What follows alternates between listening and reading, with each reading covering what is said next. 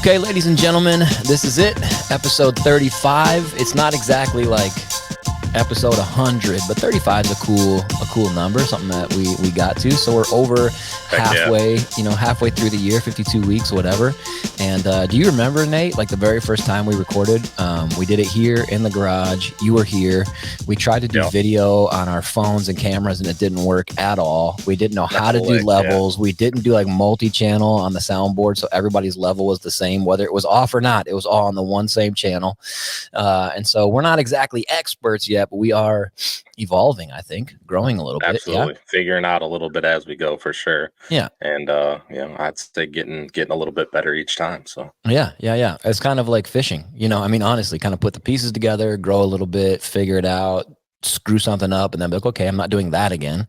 But this is episode 35, which we are stoked to say is brought to you by Grizzly Coolers out of Decorah, Iowa, and specifically their Kenai line, which is a line of coolers and cups and a bunch of stuff that they designed specifically for anglers. And actually right now, my laptop is sitting on 2 Kenai coolers.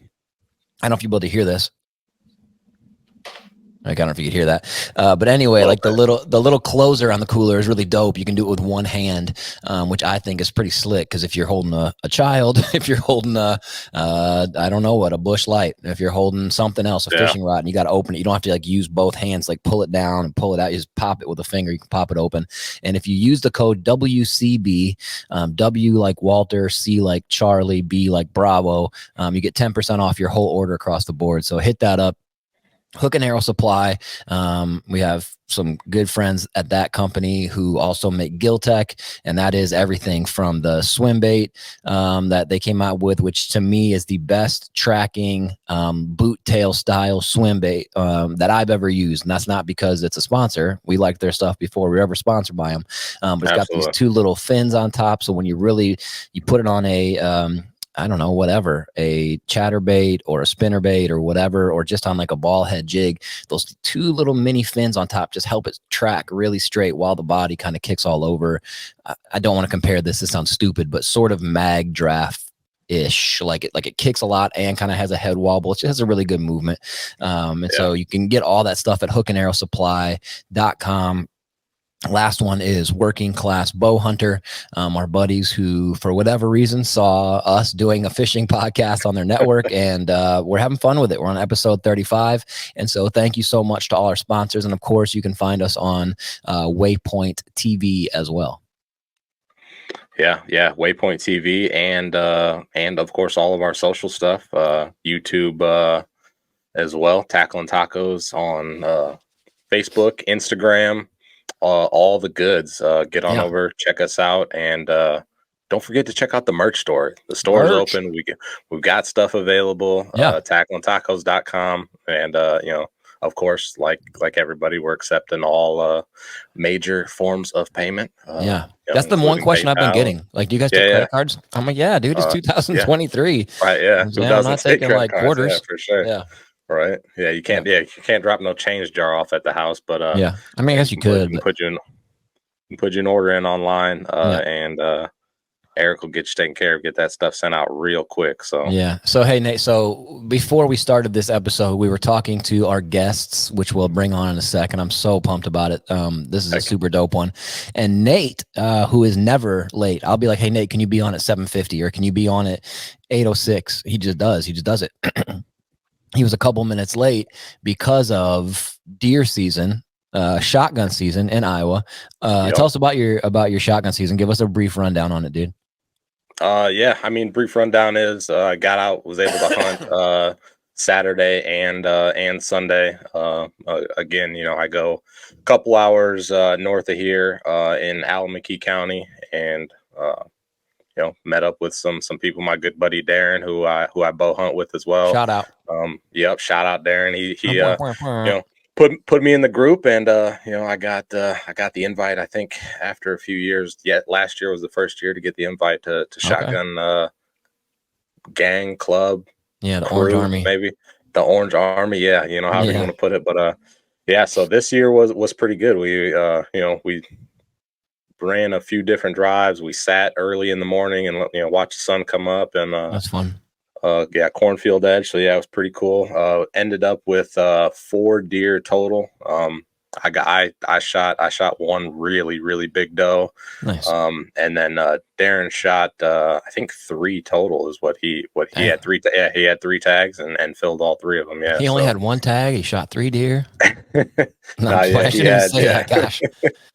Yeah, he had 2 doe tags and a buck tag, and was able to fill all 3 of them. And I awesome. still have a buck tag left. We've only have a couple days left in the season yet, so I think we might eat that one, and just go with this big old doe because she's plenty of meat. So yeah, she's plenty of meat. She is. She's the big one. So yeah, it was fun. It was a fun weekend. Did some driving, did some sitting, the typical stuff. Got some snow on. I guess it would have Saturday. Been, kind of late Saturday into Sunday, and that made for some real slippery terrain. Because a lot of the oh man, it was gorgeous. I got some pictures of the snow and the trees and coming down, and it was really cool. It actually got to the point where like the trees filled up with the snow, and the branches filled up with the snow so bad that like immediately after the snow, the temperature started rising, and then all the snow is just like raining down off of the trees. So, so not only was it wet, not only was it wet on the ground, but it was wet on us too, and it was it made for some interesting hunts for sure. Well, I'm glad couple spills, but I'm glad you got through it safe. I'm glad you got to get you a deer. That's always a fun deal for sure. And there's something about shotgun or wherever you're at rifle season. It's just fun. Like the camaraderie of it's really fun. Oh yeah, yeah. Getting that crew together and everybody enjoying the time together. It's awesome. That's for sure one of the highlights. Whether you shoot deer or not, that camaraderie, like you said, is par none. Yeah. So, real quick announcement that I hate to make, but this will be the second week in a row. Lola wasn't with us on the last week, the Jay Yellis podcast. She found out that she was needing like surgery on her hand, and she was hanging out with her mom and whatever. And then this week, our littlest one, Gus, who is almost 2 years old, he started coughing and sneezing and acting really like sick and grumpy, and that's not his vibe. I took him to the walk-in. He has COVID. So if he has COVID, dang well mama has COVID because he's just laying on top of her, being around her and being all needy all the time. So, and I'm pretty sure I may have it as well. But I'm more in like that state of like, it feels more like a cold, so I can kind of push through. Whereas Lola is just having the bejesus kicked out of her. So she's not here tonight either. She usually sits right in this region here, but not tonight. So it sucks. And she was really excited about the guests we have coming on.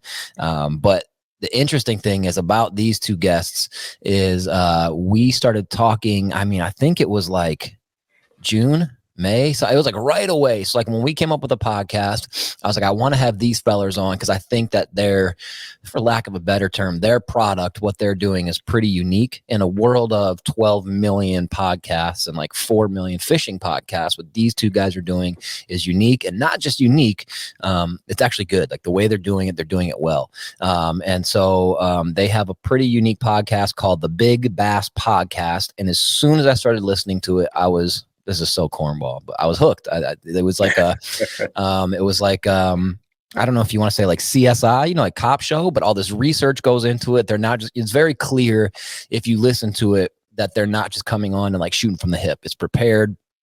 It's thought through, it's researched, and they've done everything from like world records to specific state records, to lures that catch a ton of fish, old stories, new stories. I don't know if there's like a Pulitzer Prize for fishing podcast, but if there was, they should get it for their smallmouth world record one because it was just dope. Like it was so well, I think it was a 2-episoder or 3, I can't remember, but it was so well put together. It was just really compelling stories. And so ladies and gentlemen, we're going to talk tacos, big bass. We're going to talk lures. We're going to talk bass fishing history. We're going to talk, because they run a podcast, we're going to ask them questions about podcasts in general.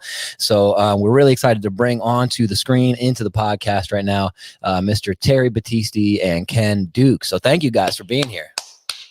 Guys, thank you for having us. We really appreciate the opportunity. Yeah, Yeah, absolutely. Stoked to have you guys for sure. So, Hey, before we get going too quick, I'm having oh, some technical difficulties with my oh, headphones, so oh no.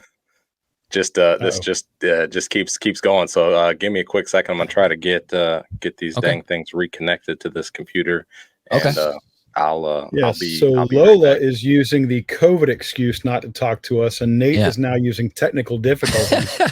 Where does this end? That's it. Yeah, look at it. He doesn't even know what we're saying right now. So,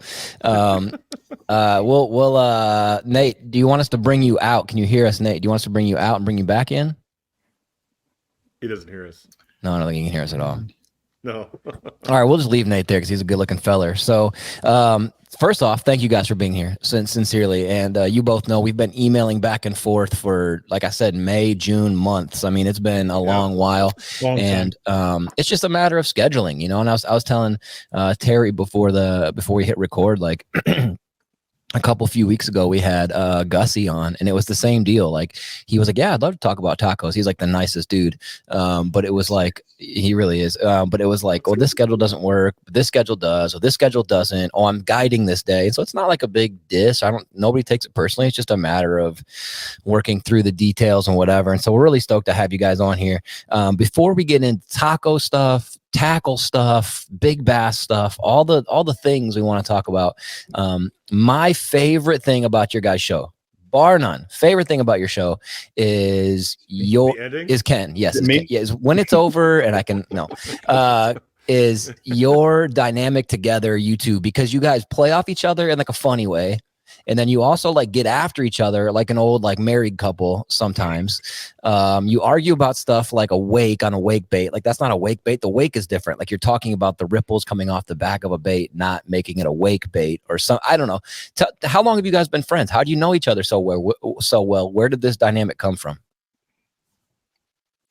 I don't know. I think we met. I mean, so I used to write, and obviously Ken was an editor at Bassmaster, and I needed some help locating a couple. Well, it was the series of flipping articles that Dave Myers wrote on D. Thomas and Dave Glebe back in 1977. And who else am I going to call that's going to actually have the magazines and can scan them? Right. So I sent him an email and said, "Hey, I'm working on an article on flipping," and he was like more than gracious. So he scanned everything and sent it to me, and at that point we just started talking. You know? Okay, and when was that? That was mid 2000s, probably. Yeah, Okay. going on 20 years ago at this point. Okay. Yeah. And we didn't actually meet face to face until maybe 13, 14 years ago. Oh. But by then we had been corresponding through email and so forth. And I decided that although I didn't think he was very bright, I thought he was a very nice guy. Hey, my mom calls me son. Yeah. That's his way of showing he's bright. No, the man is a PhD nuclear engineer. So he's obviously far more intelligent than I am. And he's eaten up with bass fishing and bass fishing history. So awesome. It was inevitable that we would have a connection, and he's just one of my closest friends, one of the best people I know. Okay, that's awesome. And Terry, you're in Tennessee. Ken, you're in Florida. How much do you guys actually cross paths, like physically? Too often. Okay. There it is. About once a year. Okay, there it is. We'll see each other 3 or 4 times a year, maybe. Okay. Yeah. We look for opportunities. We talk on the phone 4 times a week. Okay, perfect. Yeah. And we email each other every day. Yeah. Or text each other every day. I mean, so even if you're not physically, the contact. It's not because, So even if you're not physically, the contact is all the time. Oh yeah, it's all the time. It's been that way forever. Okay. You know, it's not because we started a podcast together. Yeah. You know, or what have you. No, we're just friends. I like it. So, I think a lot of people listen to your podcast. A lot of people know who you are, especially Ken. People heard you on Bass Talk Live quite a few times. But who are you guys? Like, what is your tie-in to the fishing industry? Like who are you in that sphere? Let's see. I sold my first article to a national fishing magazine when I was 18 or 19 years old. That's which crazy. is over 40 years ago now, because I'm really ancient. Okay. And and and I sold a bunch of articles in my late teens and early 20s. I was selling articles every month and enjoying it and feeling a little bit of part of the industry. Even though I knew nothing. I mean, I knew nothing about how the industry worked, but it was fun to write the stories. It was fun to see if I could compete on that level with professional outdoor writers and so forth. And then I made a horrible and an embarrassing mistake. I did something I'm not very proud of. In my youth, I went to law school, Jordan, and I practiced law for 10 years after that, and I was largely out of it. I had to do an occasional article here and there just to kind of keep my hand in it, but I got fed up with practicing law after about a decade, and I looked for a way to get back into the industry. I took an editorial job with a magazine, and then a couple of years later, I got on with BASS, became senior editor of BASS publications, and have been in the industry ever since. And being old and working in the industry, people eventually notice you, even though they don't really necessarily like me at all. Yeah, right. I think people do like you, but yeah, I hear you. I don't know. I don't know. And what about you, Terry? What's your tie into the industry? I mean, I know you're a pretty prolific writer as well, right? I mean, what is your deal? So I actually started working at a tackle store when I was 14. Oh, that's cool. And it was arguably the best tackle shop in all of California, possibly the Southwest. Okay. And so I get to know, all these people that I read about in the Western magazines, Western Bass, U.S. Bass, Western Outdoor News, guys like Mike Folkstad, Don Iovino, Gary Klein would stop by the shop on his way from Oroville to the river, that type of stuff. And, I took a break. I started there when I was in 1978, and I quit in 1988 after I started going back to college. And I took some time off to do the whole college thing. And then I graduated with my bachelor's. I graduated with my PhD, and I was sitting at the office one day trying to write a technical paper to get published in an engineering journal. And it was just killing me. And I said to myself, if this was about fishing, I'd never have writer's block. It would be so easy, blah, blah, blah. Yeah. And at that time, I don't think you guys probably remember 1995, 1996, when the internet started. When Al Gore invented it. Yeah. Exactly. Thank you, Al. Yeah. Shout out to the former VP. Yeah, shout out to Al Gore for inventing the internet. Yeah. The first bass fishing site was called the Bass Fishing Homepage, and it was a message board.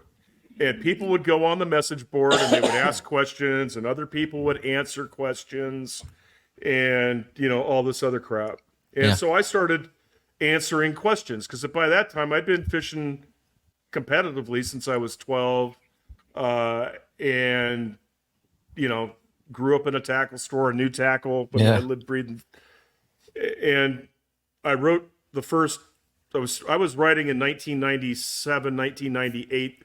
The first responses about drop shotting. Wow. And that's crazy. Yeah, that's really cool.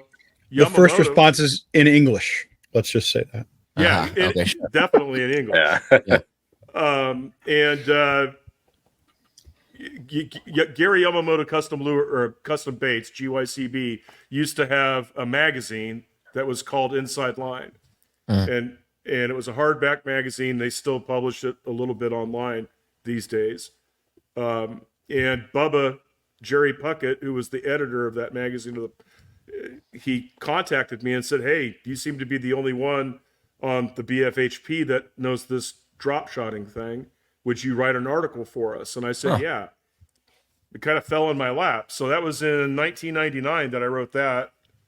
And then it wasn't 2 months later that one of my best friends in Idaho, Brian Quinnett, who used to play for the New York Knicks, was my fishing partner up there.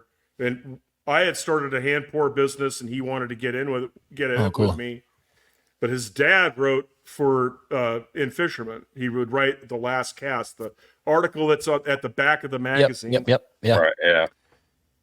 And he was talking to Doug Stange, and Stange said, so what's going on? Oh, my son started this, hand pour business with his buddy, and oh man, we've never had an article like that in there. Do you think your son would write it? And so Paul asked Brian, and Brian said, hell no, I don't want nothing to do with that.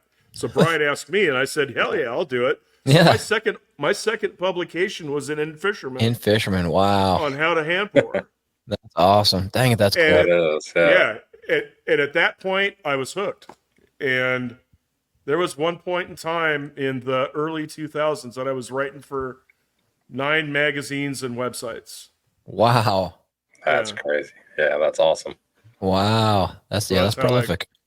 Got into that. That's awesome. That's really good. So have you been eating up with both fishing and tackle ever since you were a kid then with the tackle shop stuff?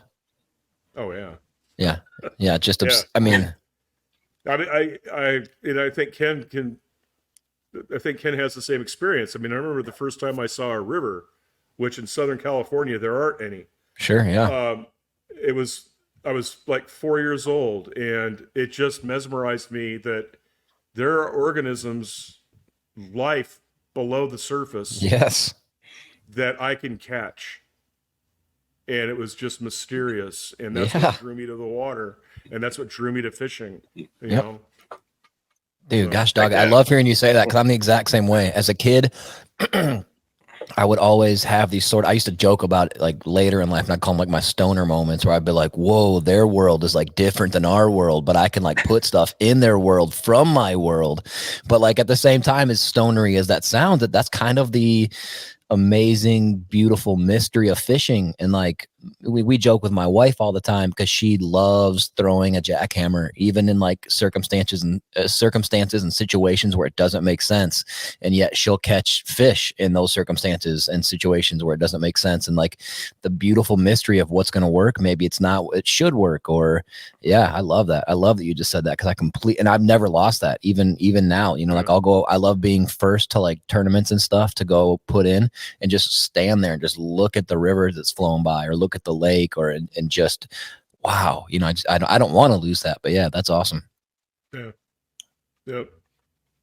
Yeah, I remember years ago now when I was just a little kid going into a little lake tackle shop that we used to camp at as a kid and having that same feeling, like walking into that tackle shop and like just being mesmerized at all the stuff on the wall. And this was like just like a little hole in the wall, like river, catfish tackle shop. They didn't have a big bass selection or a ton of different lures or anything like that. So I can only imagine like growing up in a bass fishing type tackle shop or something like that as a kid. Man, that'd be absolutely crazy. Or so that little place didn't have like a JDM wall or anything.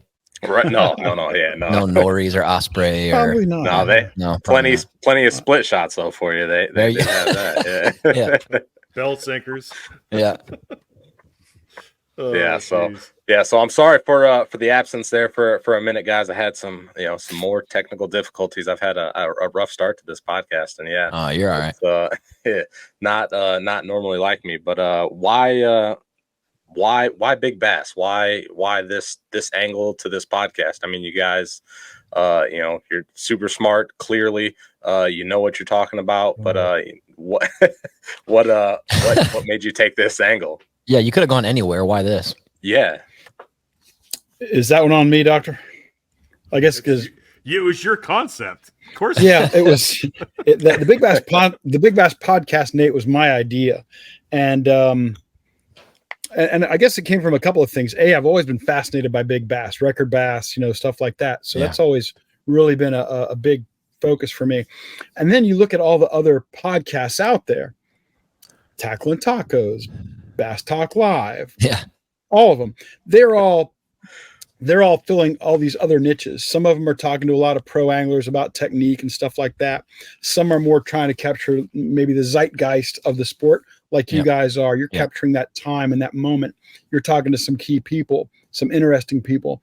And I thought, man, I don't want to compete with my friends. I probably do 50 to 70 podcasts and radio shows a year. Wow. Right now, as a guest. and I didn't want to compete with my friends, and because I didn't want to mess up that relationship. So I said, okay, what is not getting covered? And I thought, wow, big bass are underserved as a topic. And I thought, well, I know I'm not disciplined enough to do a podcast all by myself. So that's where Terry comes in, and Nathan. Terry comes in because I know I can't do it by myself. Nathan comes in because I have the technical skills of the Amish. Okay. So that's a problem. That's a sticker or a shirt waiting to be made. There you go. I have the tech skills of the Amish. And so I reached out to Terry and I said, hey, I got this idea for a show. Are you interested in doing it? And I was thrilled when he said, yeah, let's go. That's awesome. Yeah. Heck yeah. So where do you see this thing going? World domination. Podcast in general. Okay. Yeah, there it is. So that's an easy one. We'll move on to the next one. Straight to it. Absolutely. Yeah. I believe in the shortest, most accurate answer at all times. Well, that's what you think. I'll jump in first on that and let Terry finish it. But goal number one is to have fun with it. And we're doing that. We are having fun with it. I love it. Goal number two, which is just as important, I think, is to do the very best show we can. If anybody's ever watched the show on YouTube all the way to the bitter end, or listened all the way on Apple or whatever, all the way to the bitter end, the last thing you hear or see is a door slamming. And that's something that's always resonated with me. Whenever I wrote a story for a magazine, whenever I've done the show, Terry and I've done Big Bass Podcast, I wanted us to feel like we have shut the door on it.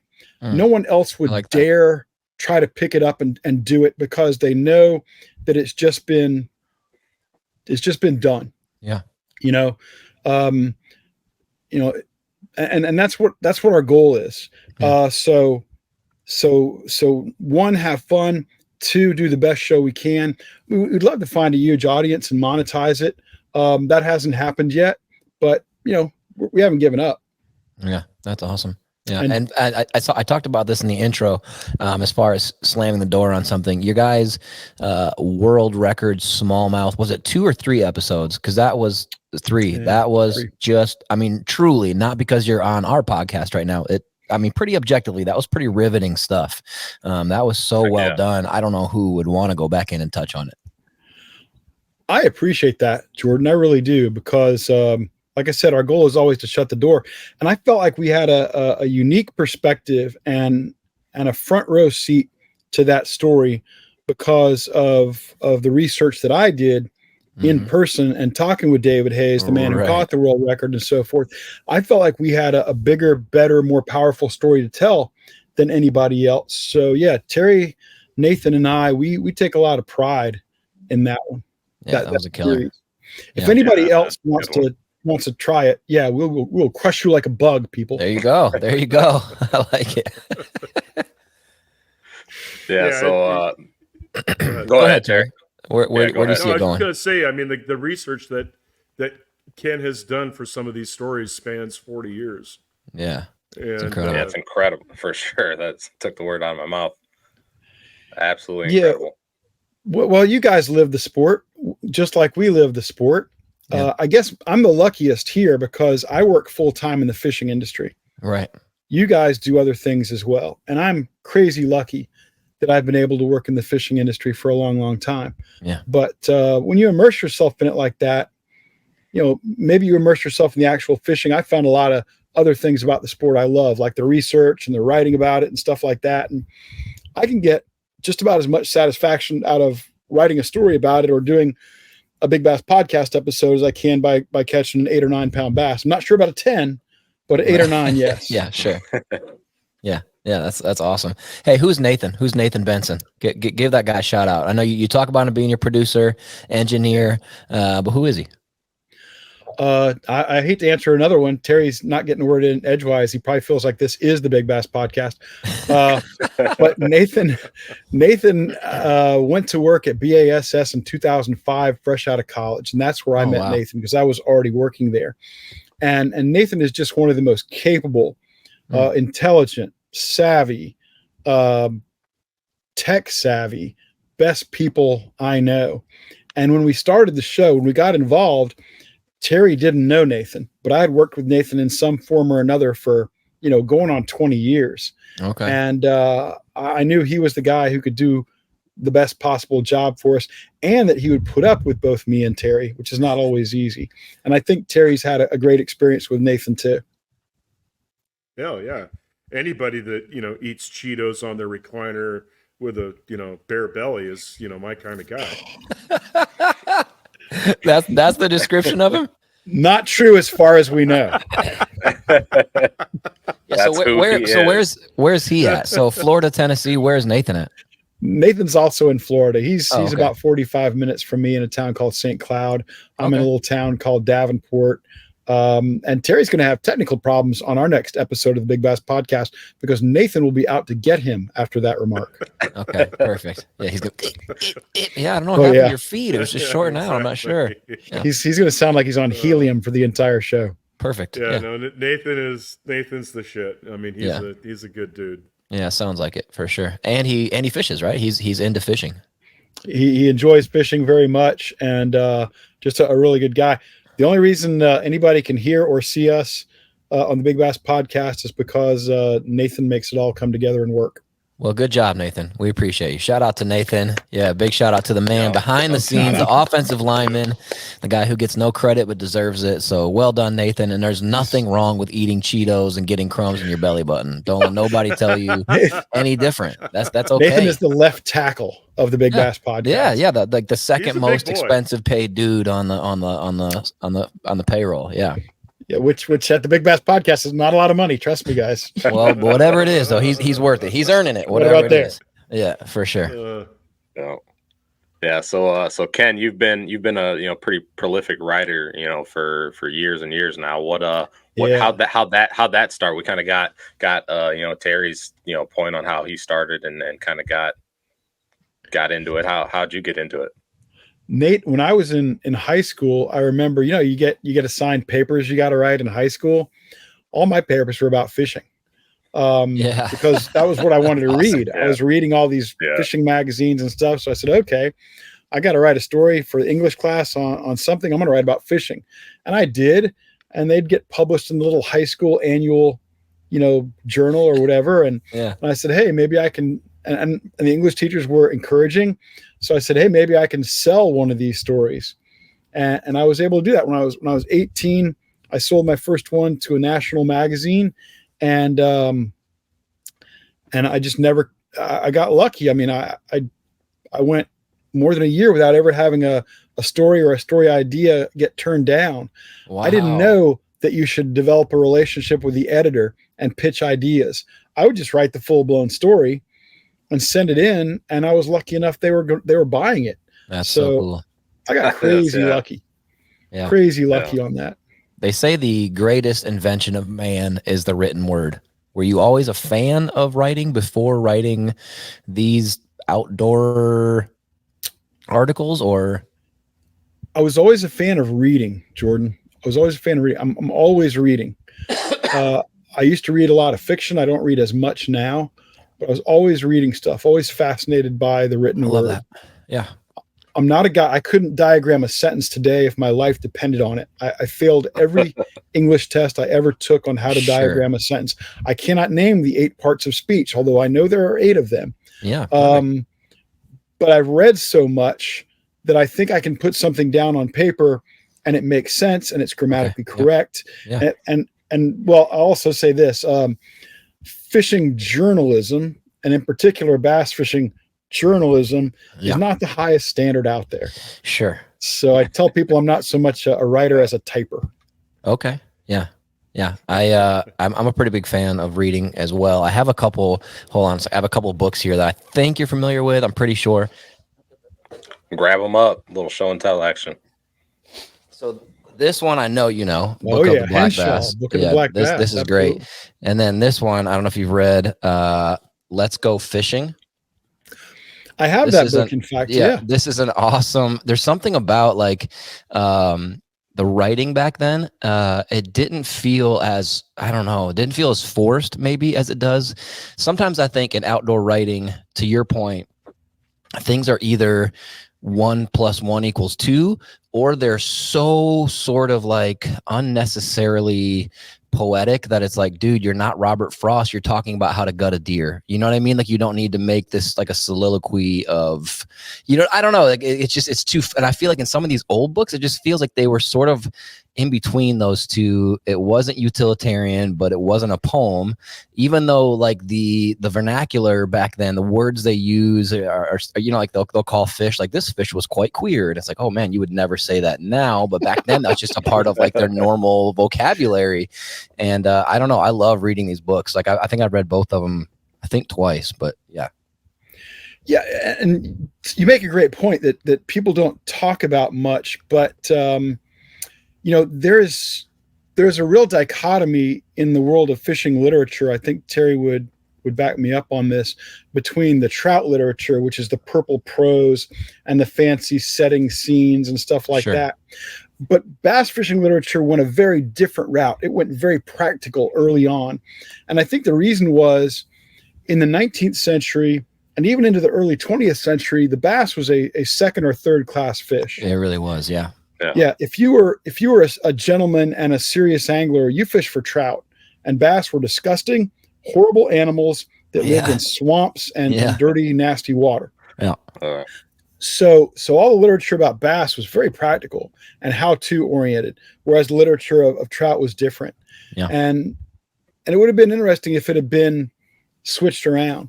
Mm-hmm. The unfortunate result of that is that bass fishing books generally sell very, very poorly.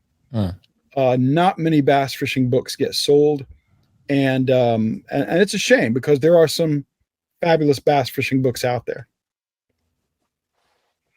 You think any of that has to do with like writing to the audience or anything like that? Like trying to appeal to the people you would anticipate reading, that kind of book? Or, well, I mean, people know, right? Like, fly fishermen are a-holes. Right. So of course they have to be super poetic and like cute and find the thesaurus. But I mean, I think what you got to do is you got to look at fly fishermen as a whole.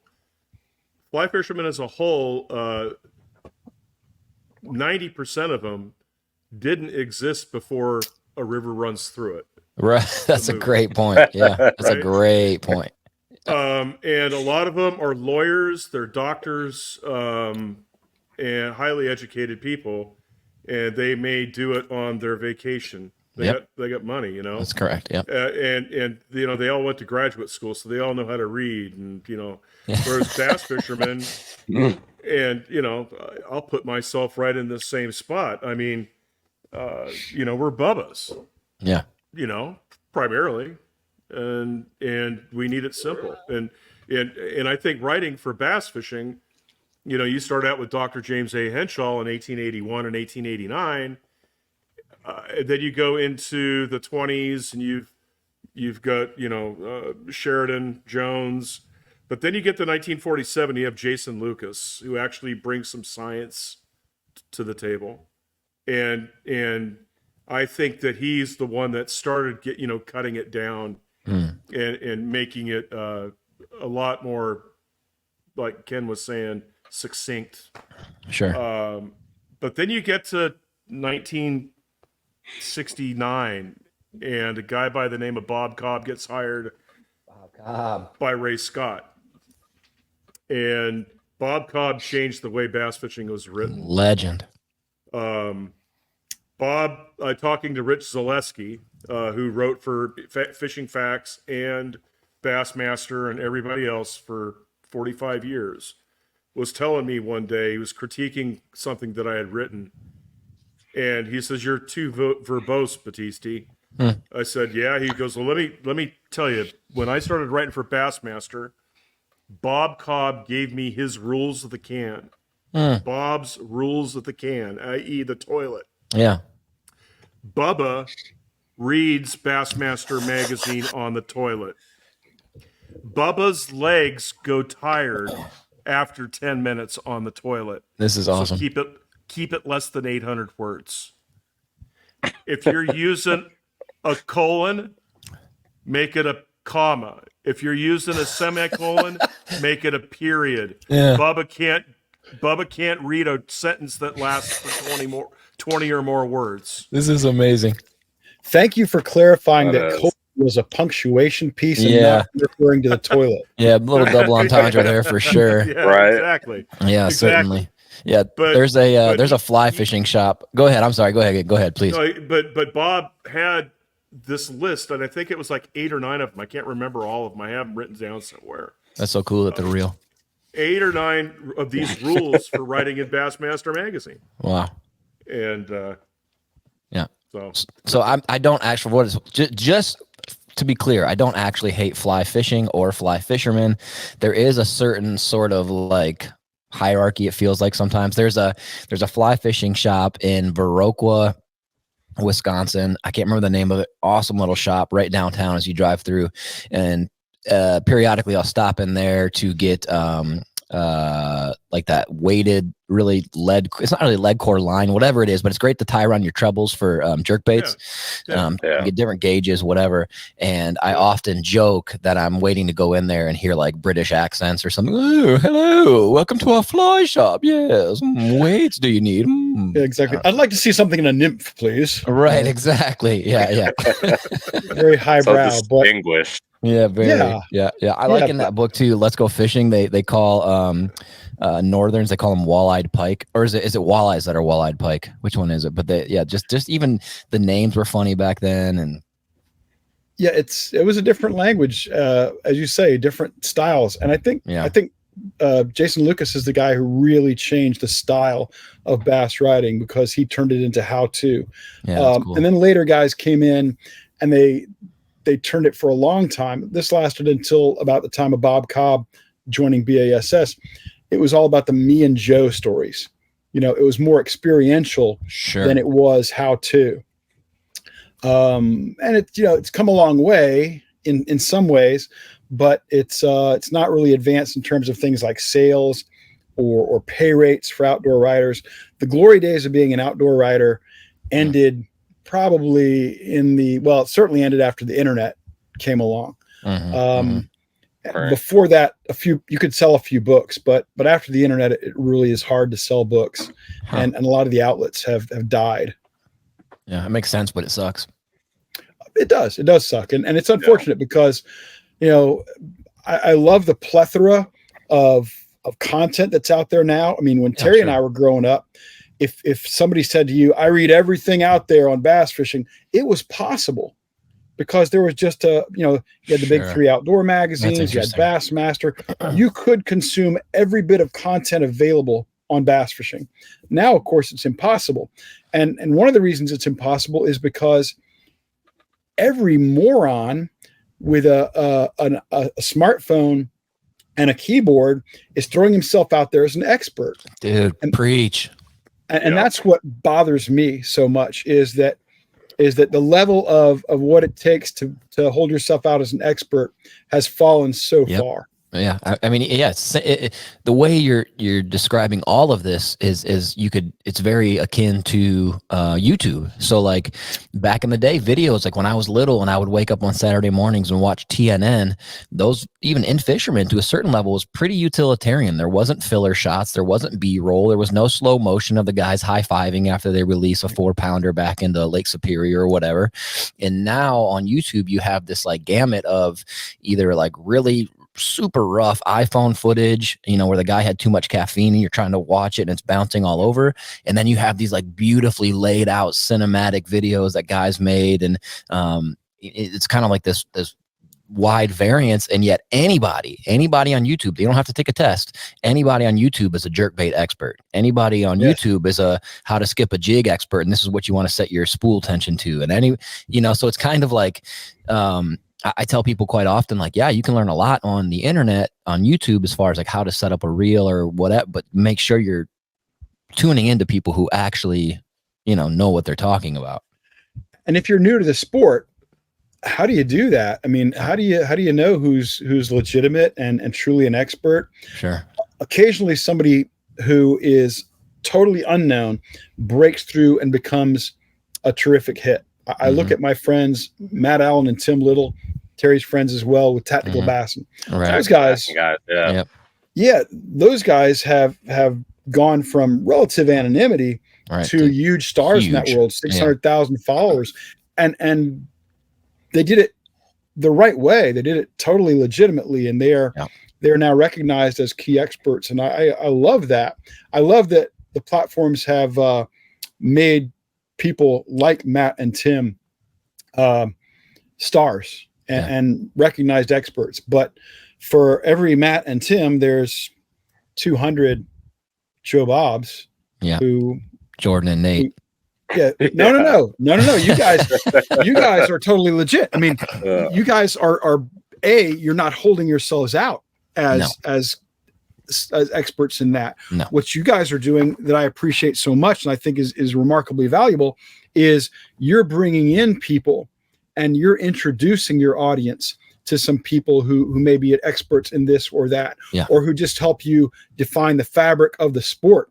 Yep. Kudos to you, gentlemen. And kudos to Lola, who obviously is ditched out on us because we're just a couple of clowns who started a Big Bass podcast. Yeah. So she pretended she has COVID. Yeah. COVID. Yeah. Her 102-degree temperature. Come on. You could. And then Nate and his technical difficulties. Come on, Nate. Yeah. Right. Yeah. I had to miss all the juice just because. Yeah. But anyway, sorry about the old man rant there. No, I love it, dude. I love it. Yeah. Hey, so let me give you an example of how pay has gone down. Yeah, let's hear it. In writing, just in the last 20 years. I wrote an article with Bobby Barrack on frog fishing back in 2004. The image, I provided 5 images. One of them got used as it was the full page image for the lead in to the article. Awesome. And then 4 smaller images within the article. It was 2,000 to 2,300 words. I got $1,250 for the article. I got $1,250 for the photo that was the full page. And then I got $250 for the other 4 images. Okay. That was in 2004. And that was a great rate by then at that point. That was actually a terrific rate even then. But go ahead. Yeah. And at that rate, if you published, 3 or 4 articles a month, you could make a living doing it. Yeah, absolutely. Yeah. And today, you're lucky to get paid. Wow. For writing. I mean, Bassmaster still pays good. But if you're looking at a website, $50 maybe. Huh. Maybe $100. Is that because there's so many mediums for the media, or is it because like people will talk about, if I have a jersey and I'm fishing XYZ tournament trail and I go to, I'm from Wisconsin, so I go to St. Croix Rods and I say, hey, if you give me free rods, I'll put your name on my jersey, versus the other guys who are out there trying to make like a certain amount of money for doing it. So because you lowered the standard, now it's lower for everyone. Is it something like that, or is it because there's so much media, or what is it? My analogy, Jordan, is always this: there is the pie that is all the resources available in our sport. Mm-hmm. And when the internet came along, it did not increase the size of the pie. More anglers did not enter the sport, but a lot more forks hit the table. That's really as everybody jumped in and started their own website at first, their own message board, later their own YouTube channel, their own podcast. So the pie is not any bigger now. As a matter of fact, if I had to pick a time when the sport was the biggest, I would say that the sport of bass fishing, at least, especially on a competitive level, but even on a casual level, was probably bigger in the late 80s and early 90s than it is today. Huh. And I say that because today, this year, there will probably be about 7,000 bass boats sold. I'm talking about a big glass boat with a big outboard motor and a trailer and trolling motor and all that. 8,000 tops. In the late 80s, early 90s, it would have been 35,000. Really? Yeah. Wow. And although we've had a spike in the COVID years in the number of licensed anglers who came along, the number of that, we gained 8 million anglers in 2020 due to COVID. Well, we've already lost 6 million of those. So we have more anglers now than we had in 2018-19, but we don't have nearly as many as we had during COVID. and we're not keeping up with population growth. It was only in about 2019 that we reached the same number of licensed anglers that we had in 1991. Wow. And every year since the 70s, the number of anglers who identify as bass anglers has declined as a percentage. Huh.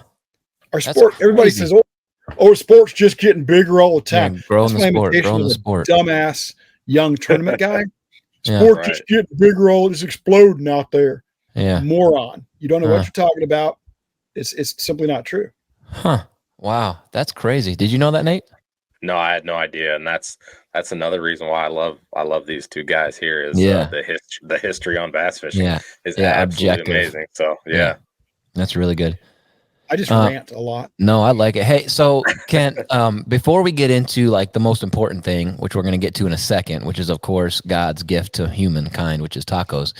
This correct. Is my taco. Correct. Symbol. Yes. Yep. You are spot on. Two things. Number one, I don't know. Can you see? I don't know what you can see on our screen or on your screen. Can you see our little logo there, the Tackle Taco? So with both of you guys being lure junkies, can you tell me what those two baits are in the Tackle Taco? You got a culprit plastic worm. Yeah, that's what I was going to say. Okay. And it looks like maybe it's a Rapala DT. I think it might be a Pose RC something. It's a Ed Chambers mutt. Actually, it's a WEC mutt. But you're spot on. You're spot on the worm. Yeah. I was just wondering if you might be able to. The color isn't right, but the lure itself was actually like hand drawn off of the Ed Chambers, one of the Ed Chambers mutts that I have. Ed Chambers, one of the greatest soft plastic lure designer of all time, hands down. It's not close. Yeah, we have a huge on our little studio table in our studio garage. We have a bunch of stickers on there, and I have a big Zoom one. I love Zoom plastics. I loved. What was his full name? William? Was it William Ed Chambers? William Edward Chambers. Yeah. So his crankbait company is WEC. Like it's just the most like basic, just straightforward deal ever. But I had the great privilege of knowing Ed Chambers Sr. and visited him at their shop. Yeah. But the shop where they pour a lot of the Zoom baits, they also pour them off site as well because Zoom has become so big. But the real place to visit Ed was in the workshops behind his home. Is that the crankbait stuff? Yeah, that's where he made all the crankbait stuff, and where he would answer his own phone, and he'd spend so much time on these crankbaits that he would sell for $20, and then somebody would just put them on eBay for 75 or 80. Yeah, and he was just eating up with it. And I have a box. Terry has seen my box of baits that Ed gave me. Oh my! I even gave Terry a couple. Jealous. I don't know why. I did it. Yeah. He doesn't deserve them. So jealous. He doesn't know. He thinks they're weight baits, probably, to your points earlier. Well, they're not swim baits. I was gonna say, are they swim baits? Yeah. Maybe we should. Yeah, Ed Chambers is a great man, and I think the greatest soft plastic designer ever. I couldn't agree more. I totally could. I think so much of what he did is so emulated and imitated and chased after. Yeah. Did you guys know that they also invented green pumpkin? No, I did not know that, but that's a claim to fame times a million. Exactly, because green pumpkin. Green pumpkin is responsible for more than 50% of all soft plastic sales in the U.S. Has to be, yeah. It's like the one color that works everywhere. Yeah, absolutely. Now I'll tell you a quick story. I apologize. I've hijacked the show. Which Terry please. I do. No, I love this. This is exactly what we wanted. Yeah. Yeah. Okay, so at Zoom, they have injection molding, of course, and when you have injection molding, you put one color through, and then when you want to switch colors, there's going to be one iteration that's going to be an ugly mismatch. Combo, yeah. Yeah. Like if you were using, say, black and white, there's going to be one run through at least that's kind of a splotchy version or a gray version or something, because those two colors didn't combine the way you might want them to. So you'd have to run it a little bit till it clears out.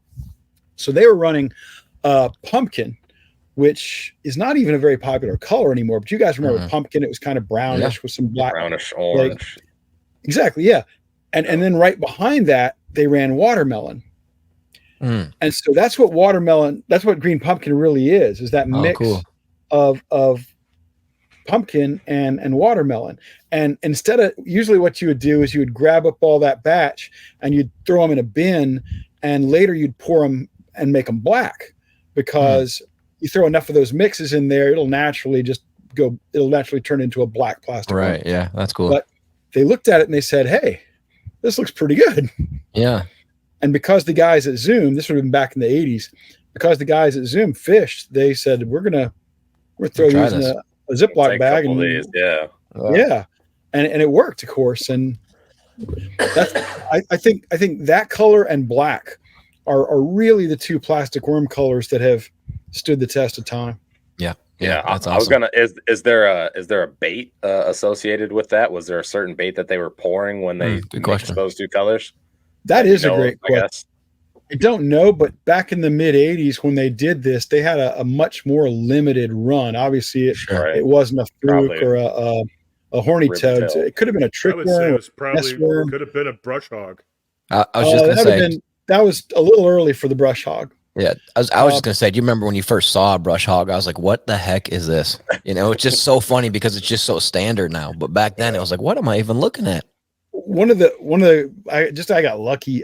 I went to school at the University of Georgia, which is in Athens, Georgia, and it's about a 20-minute drive or 30-minute drive from where I went to college and law school to the Zoom headquarters, which at the time were in Bogart, Georgia. So naturally, the place where Zoom was sold first were in all the little tackle shops that I frequented in Athens, Georgia. And so I'd go in a place called Franklin Sports, and there'd be this little narrow, no more than maybe a foot wide, Sure. and maybe 3 or 4 feet tall section of pegs. And they were all Zoom baits.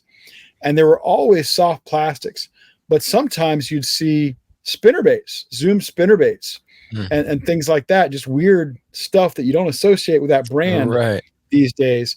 And it was so cool. There'd be a run on them because people knew that this guy, whoever he was, this mad scientist made good stuff. Yeah, good stuff, and they would catch fish. Yeah, I've heard all these crazy stories about Ed Chambers and how, like, with the Zoom factory, it was like Willy Wonka. Like, it was just really weird techniques, and like if they needed more space, they would build on some super wonky addition to the factory to add in like another machine, and it was just like all these little like shops kind of mushed together into one. I just think that's so cool. And his workshop behind his home was just like that. It was like a series of little hard 90-degree turns into what was obviously previously another building that had been tacked onto it or something.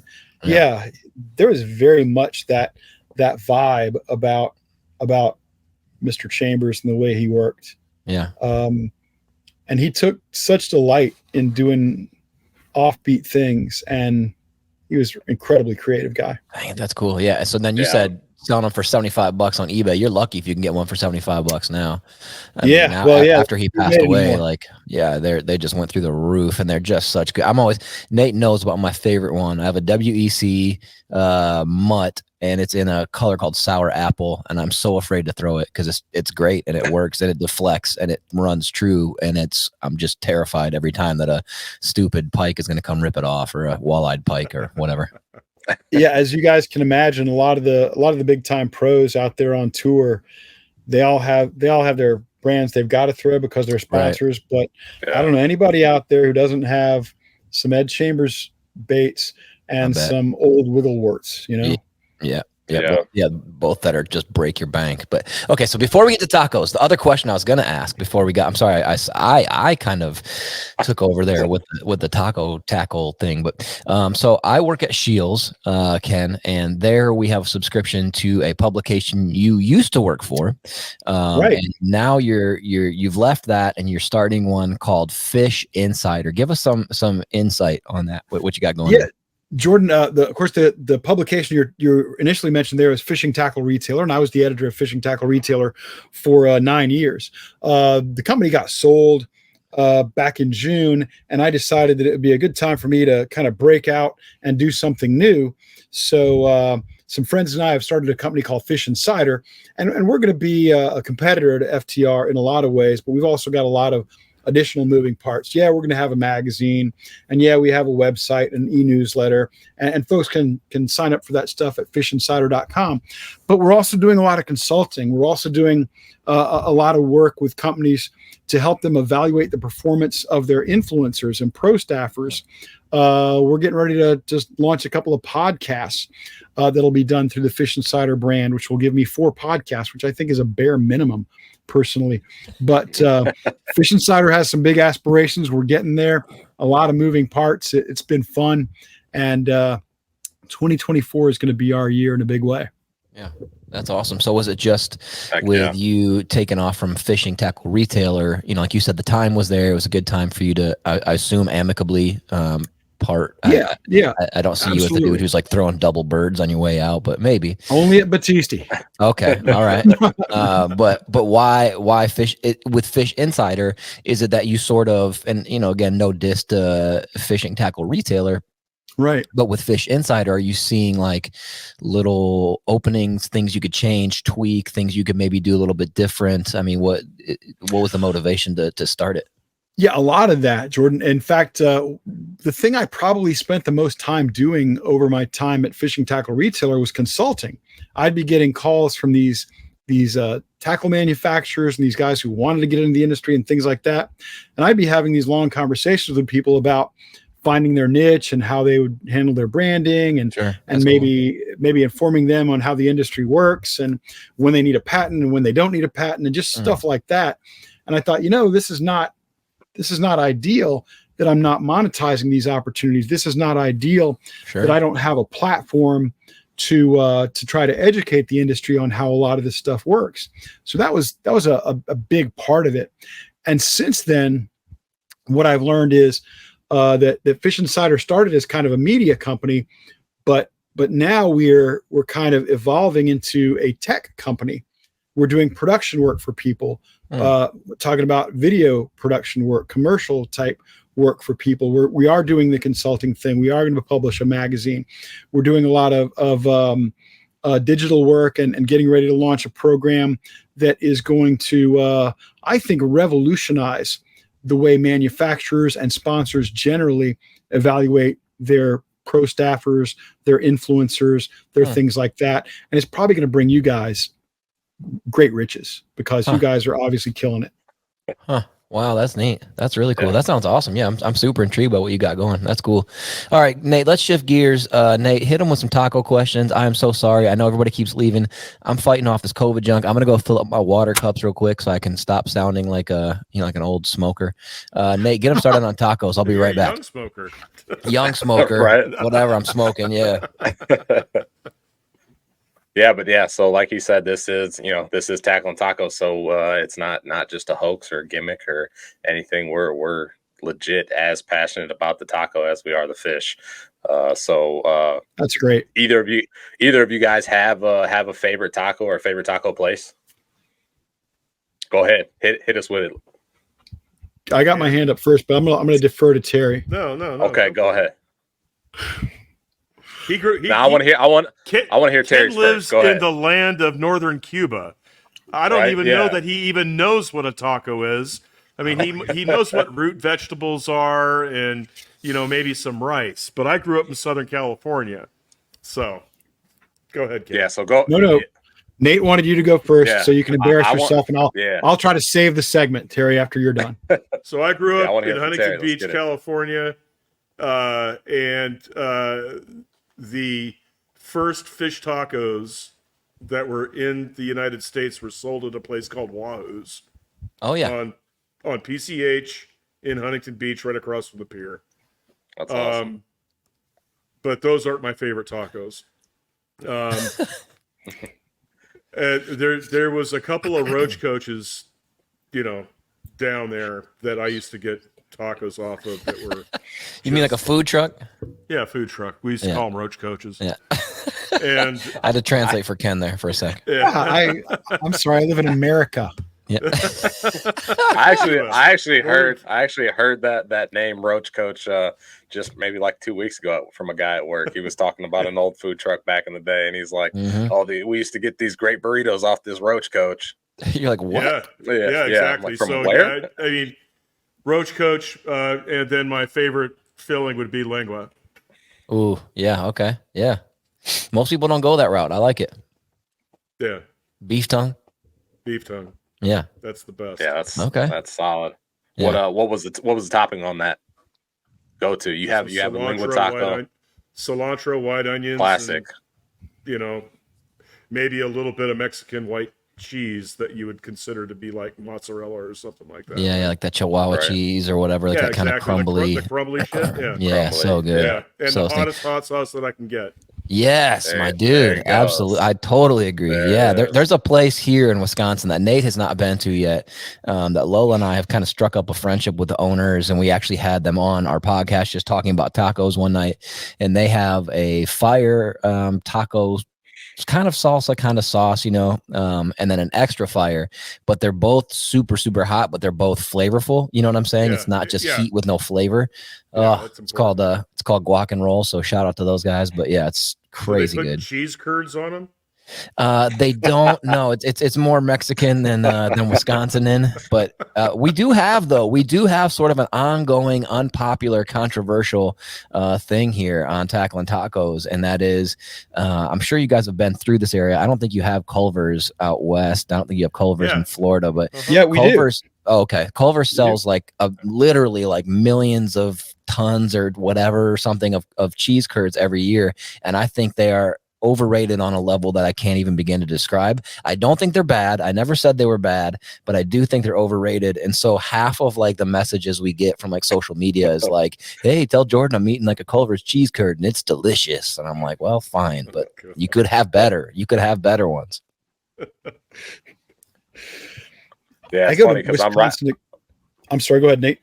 No, I was just gonna say because I'm right on the side opposite of Jordan, where I don't think they're overrated. I just think they're fantastic. They're definitely not the best I've ever had, but they're always delicious. And I mean they're super good. They got a drive-through. They're easy to get, Yeah.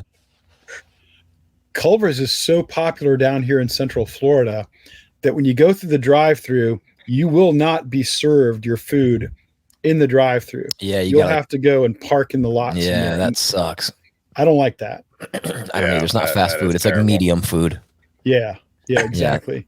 Yeah, I got to hang a window on the door. No, thank you. Come on. Yeah, people. Yeah. Nate, I don't know. Did you ask them yet? Do you guys cook at all? Do you guys like making your own tacos?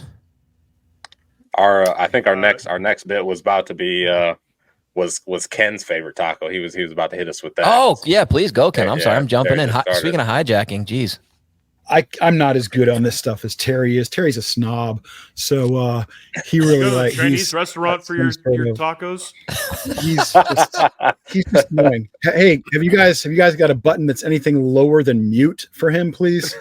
Whatever you got lower than mute, off. That's what I would reach for right now. No, there's a chain place here in Orlando that I like called Bar Taco, and they have a roast duck taco and a glazed pork belly taco I like, and also a crispy oyster taco.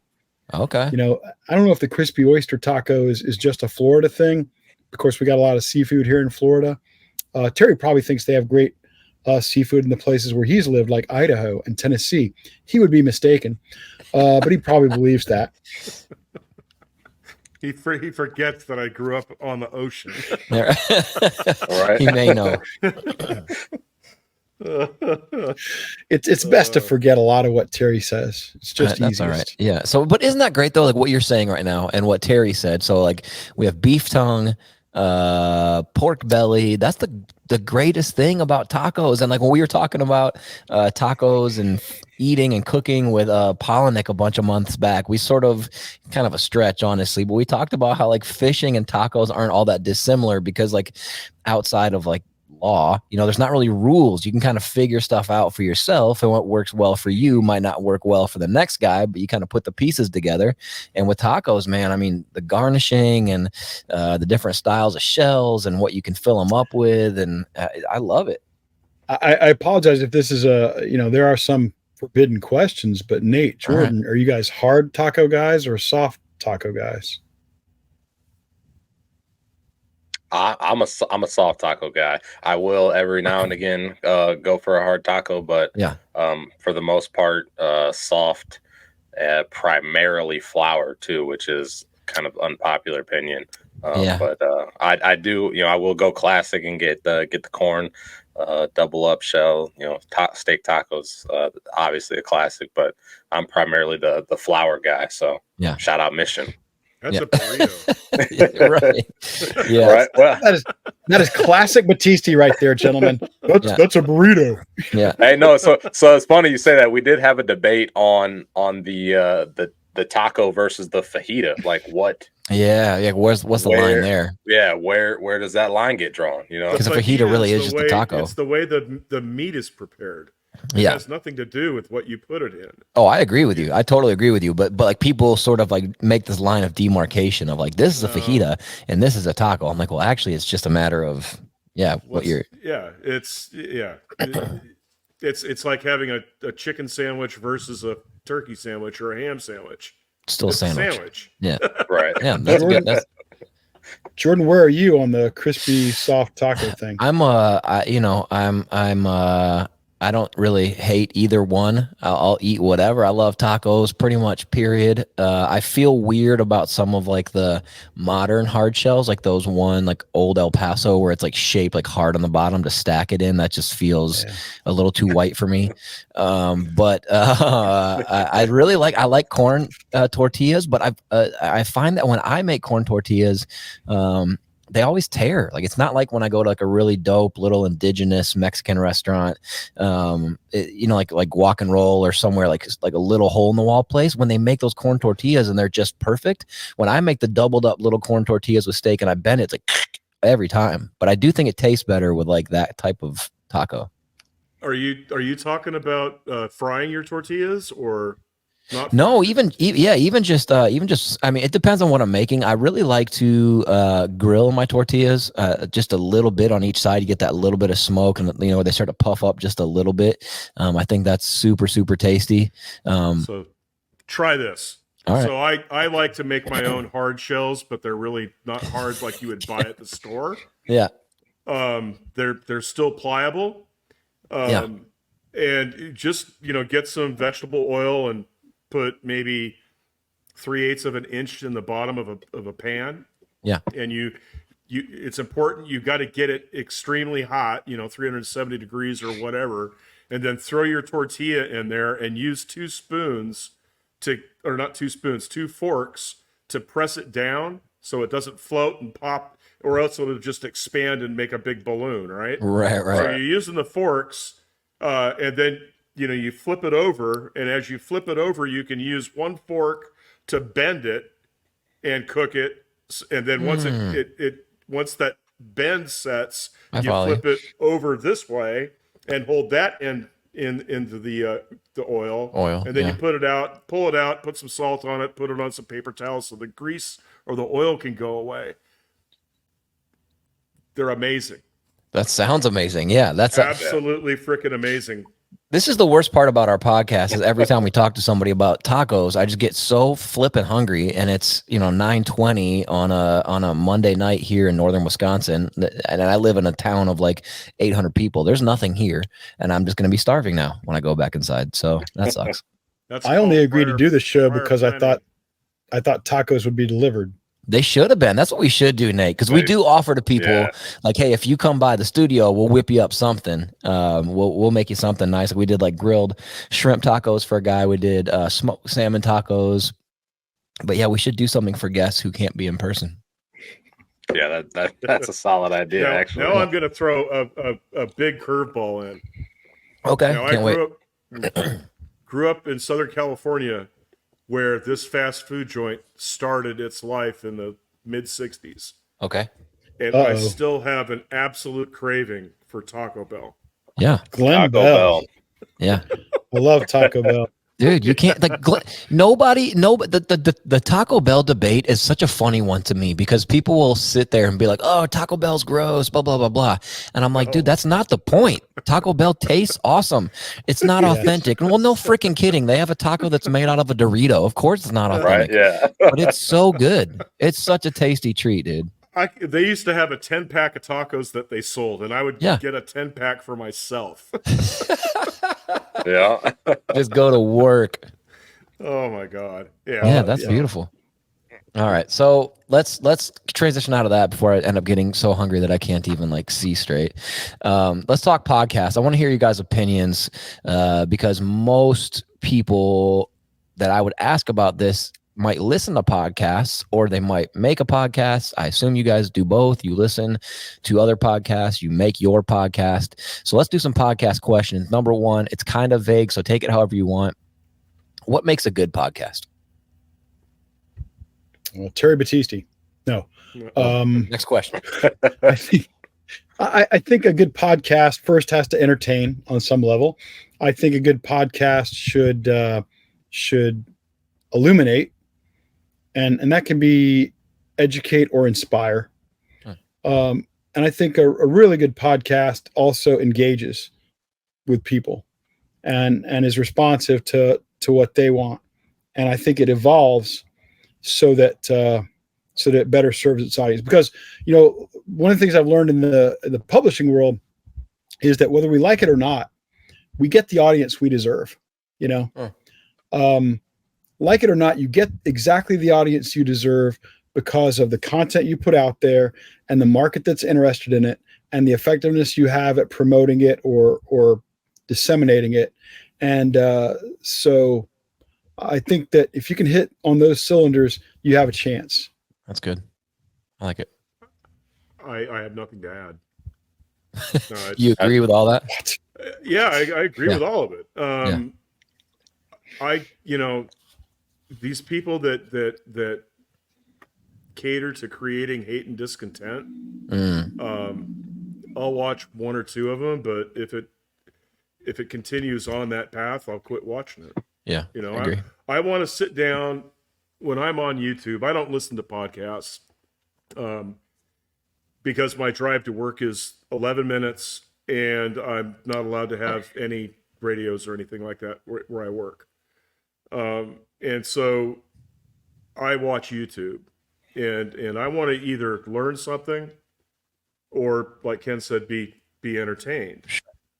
And I all this bickering that's going on these days drives me nuts. I hate watching it.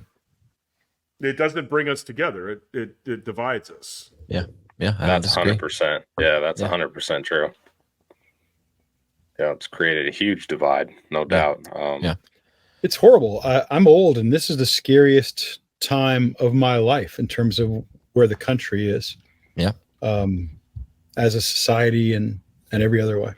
It's alarming. And we have the internet to thank for it. I mean, you would never say the things to someone to their face. For sure. These people do. Mom's basement. I mean, you got all the road rage and shit, but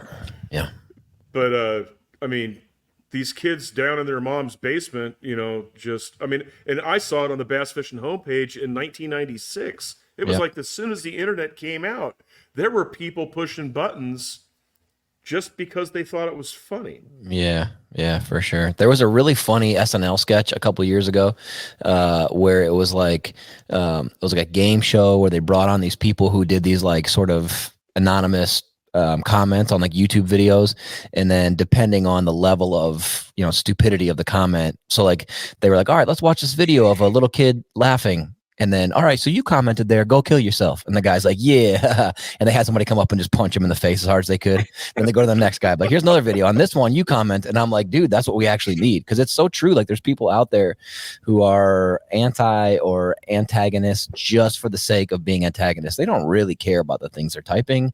Of course, like you said, they would never say it to somebody's face the way that they do now. It is crazy. The internet, sadly, which could be this beautiful tool for unification, has more or less become this like division starter, this sort of like harbor for cowards to be, like you said, in their basement somewhere typing up comments that they would never say to somebody's face. And it's weird that it kind of sucks when it doesn't have to. Yep. Yeah. So what podcasts do you guys listen to specifically? One or two Terry, you want to hit us with it first?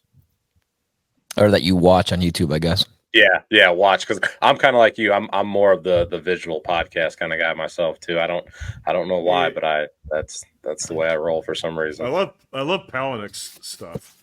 Yeah. Really high production value. Yeah, it's crazy. Absolutely. It's just really, really good. I watch Randy, pretty much every day. Well, he puts out 7 videos a day, so. Well, yeah. but at the same time, I've gotten to the point to where if I know it's going to be him,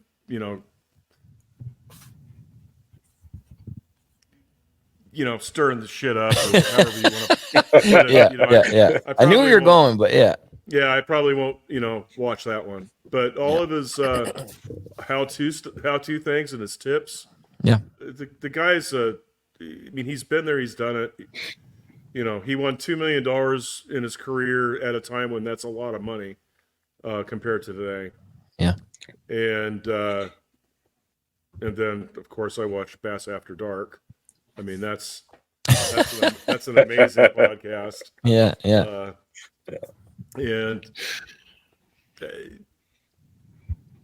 what's his name? Castledine. I watch Castledine stuff. Okay. I like Castledine quite a bit. He's not everybody's cup of tea. Yeah, he gets a little negative sometimes too. Well, it's not his negativity. He gets into the freaking weeds. Oh, shit. Yeah, maybe I'm saying it wrong, but yeah. Yeah, he goes off the rails. Yeah, and I'm an engineer, so I like to get in the weeds. Yeah, sure. That makes sense. So that's the the type of stuff. Other than the woodworking, now I probably watch more woodworking on YouTube than I do fishing. That's awesome. So yeah. Yeah, Jordan, I remember years ago. Of course, I watch Bass Talk Live. Of course. Sorry. Heck yeah, everybody, yeah, everybody watches that. But yeah, Jordan, I remember, man, I don't even know how long ago it was. You were talking about the, tips from Randy Blockett on pitching a tube or something like that. Like some of his how-to stuff is like crazy informative, like insanely specific. Yeah. Oh yeah, it's good. Mm-hmm. I agree. What about you, Ken? What pods do you get down with? If I'm trying to learn something about bass fishing, a technique or something like that, I'll often just run a search and see what's out there. But a couple of them I know I can rely on for good how-to type content are Edwin Evers' Project E series. Oh yeah, I think he's got amazing production values. Yeah, really good production value. Yeah, he's really good at that. Technical Bassin is terrific. We talked about those guys a little bit. But I a lot of the podcasts I listen to have nothing to do with fishing. Well, that's fine. Yeah, like what? But I marvel at the storytelling and I marvel at the audio quality. A couple that I just marvel at the audio quality. Obviously, the biggest conventional podcast out there is probably This American Life. It's been around for decades now. Started as a radio show, then a podcast. Their sound quality is phenomenal. I don't always agree with their take on things. I'm not always interested in their subject matter, but I'll listen just to catch their storytelling technique and just to listen to their good audio. Sure. There's another podcast out there I really like called Heavyweight. I don't know if y'all are familiar with that, but it always tells an interesting story. Every episode is self-contained, so it's not serialized. Sure. They're strong. And I've gotten into a country music. I'm not wildly into country music, but there's a guy out there now who's got a podcast going called Cocaine and Rhinestones. That's pretty interesting. He's a good storyteller, and he's telling some interesting stories. That one's kind of interesting. Yeah. I marvel at the audio quality on some of these shows. And then, of course, at the end of the show, they read off the 74 people who contributed to it. The team. Yeah. Exactly. And so then you think, oh, well, of course they can make it sound like this because they have, a small town working on it. Yeah. And you just have Nathan Benson. Exactly. And Nathan, it turns out, is only one person. We had hoped he would be more than that. Yeah. So that was kind of one of my next questions, though. But how important to each of you?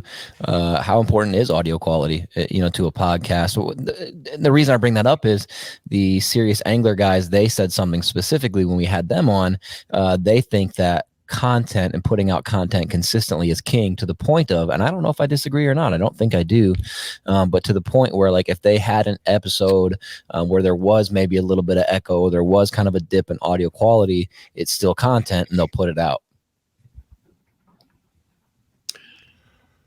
Well, it's interesting because we have, you know, a couple of people that complain about our audio quality on a pretty regular basis. Huh. And I'm They complain about one person in particular. exactly, it's my mic. Yeah. And I'm in my garage like you are, Jordan. Yeah. And I have my office is in shambles. We moved into this house a couple years ago, and I have not been able to set my office up at all. I've got boxes in there. There's a huge echo in there, the whole 9 yards. Gotcha. And so I'm kind of relegated to the garage right now until I get it fit, you know, all situated. I think audio is huge. I've turned videos off because the sound sucked. And Sure. I don't want any of our listeners or watchers to do that because our sound sucks.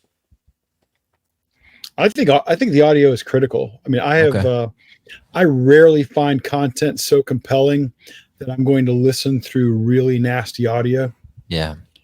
I'm just not going to do it. You know, we've all been driving down the road at night when everybody's got it. All the radio stations have got to turn down their range, and you might love the song, but by God, if you can't hear it very well, you're pressing the button.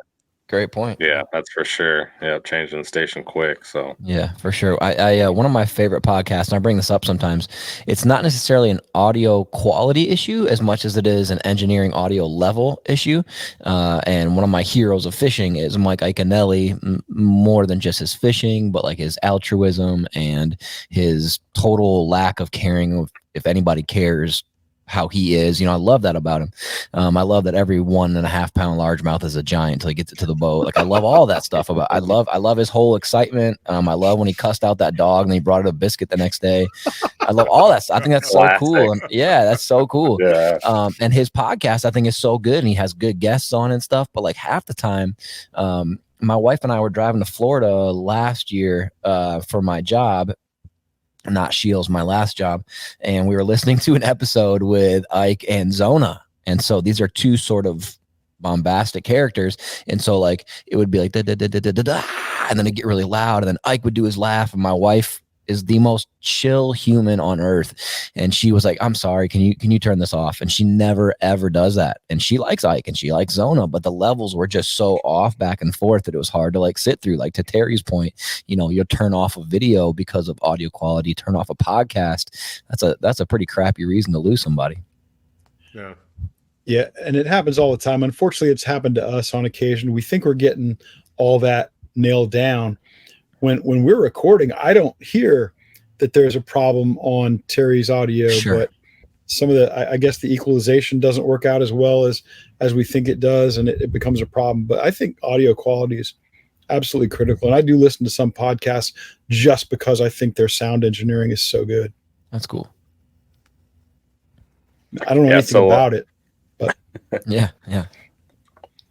Yeah, so we kind of touched on one of the points, but is there another point that will kind of lose you or make you turn off a new podcast? You find something, online, YouTube, Spotify, whatever it may be, that kind of catches your interest. What will turn you off next to audio? Yeah, for me, it's if a podcast is simply too narrow and they wind up repeating themselves. There's a lot of one-trick ponies out there, you know, who really don't have enough game to do a weekly show or even a bi-weekly show or something like that, and they forget that they've got to continue to try to be interesting. They make it too much of an inside joke among themselves and their guests. They're just trying to show off by who they can get on the show rather than the conversation they can have. You guys have had some big players on your show, but you always have a dynamic conversation. There's always something to be gained by listening to it. There's a lot of podcasts out there. We could name them, but I won't, because I'm I try to essentially be a nice guy, where the hosts are just kind of showing off that they can get this guy on. Sure. And I get tired of that real quick. Yeah. I like that. That's a good one. My issue is stealing content topics. You know, so and so puts a piece out, first person to do it, and then all of a sudden everybody else runs to that topic. Interesting. And there's been a lot of that lately. Yeah. Oh yeah, and it's been happening for 5, 6, 7 years, especially like in the woodworking genre of video. But you see it in fishing. It drives me nuts, and it's almost like, you know, they haven't added anything. If you're going to put something out, make sure there's something novel about it. Yeah, I love that. That it isn't you're just regurgitating what Joe Blow said in his video that he put out 2 weeks ago. That really irritated me in the late 80s and through the early 90s with bass magazines. It was the same spinnerbait article. Oh, it sure. It was the same crankbait article. There was nothing new, it seemed like. And it got to the point, Ken's snickering. I'm wondering how many times I've written the slow roll a spinnerbait story, you know? Yeah. Yeah. It's it just got to the point to where, oh, there's a spinnerbait article. There's a spinnerbait article. You get a magazine and 4 spinnerbait articles, and they're all the same thing. It was frustrating. So no, that's a great point. I do the same thing on YouTube, you know.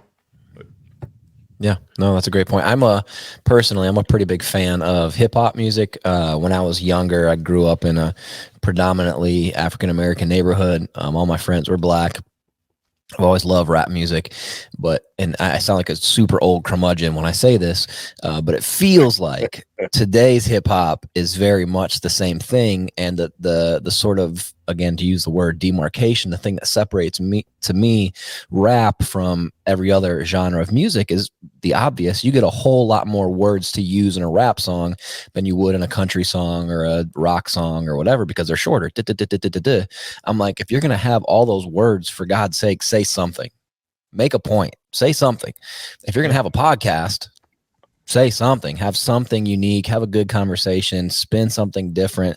So yeah, to your point here, I totally agree. That's good.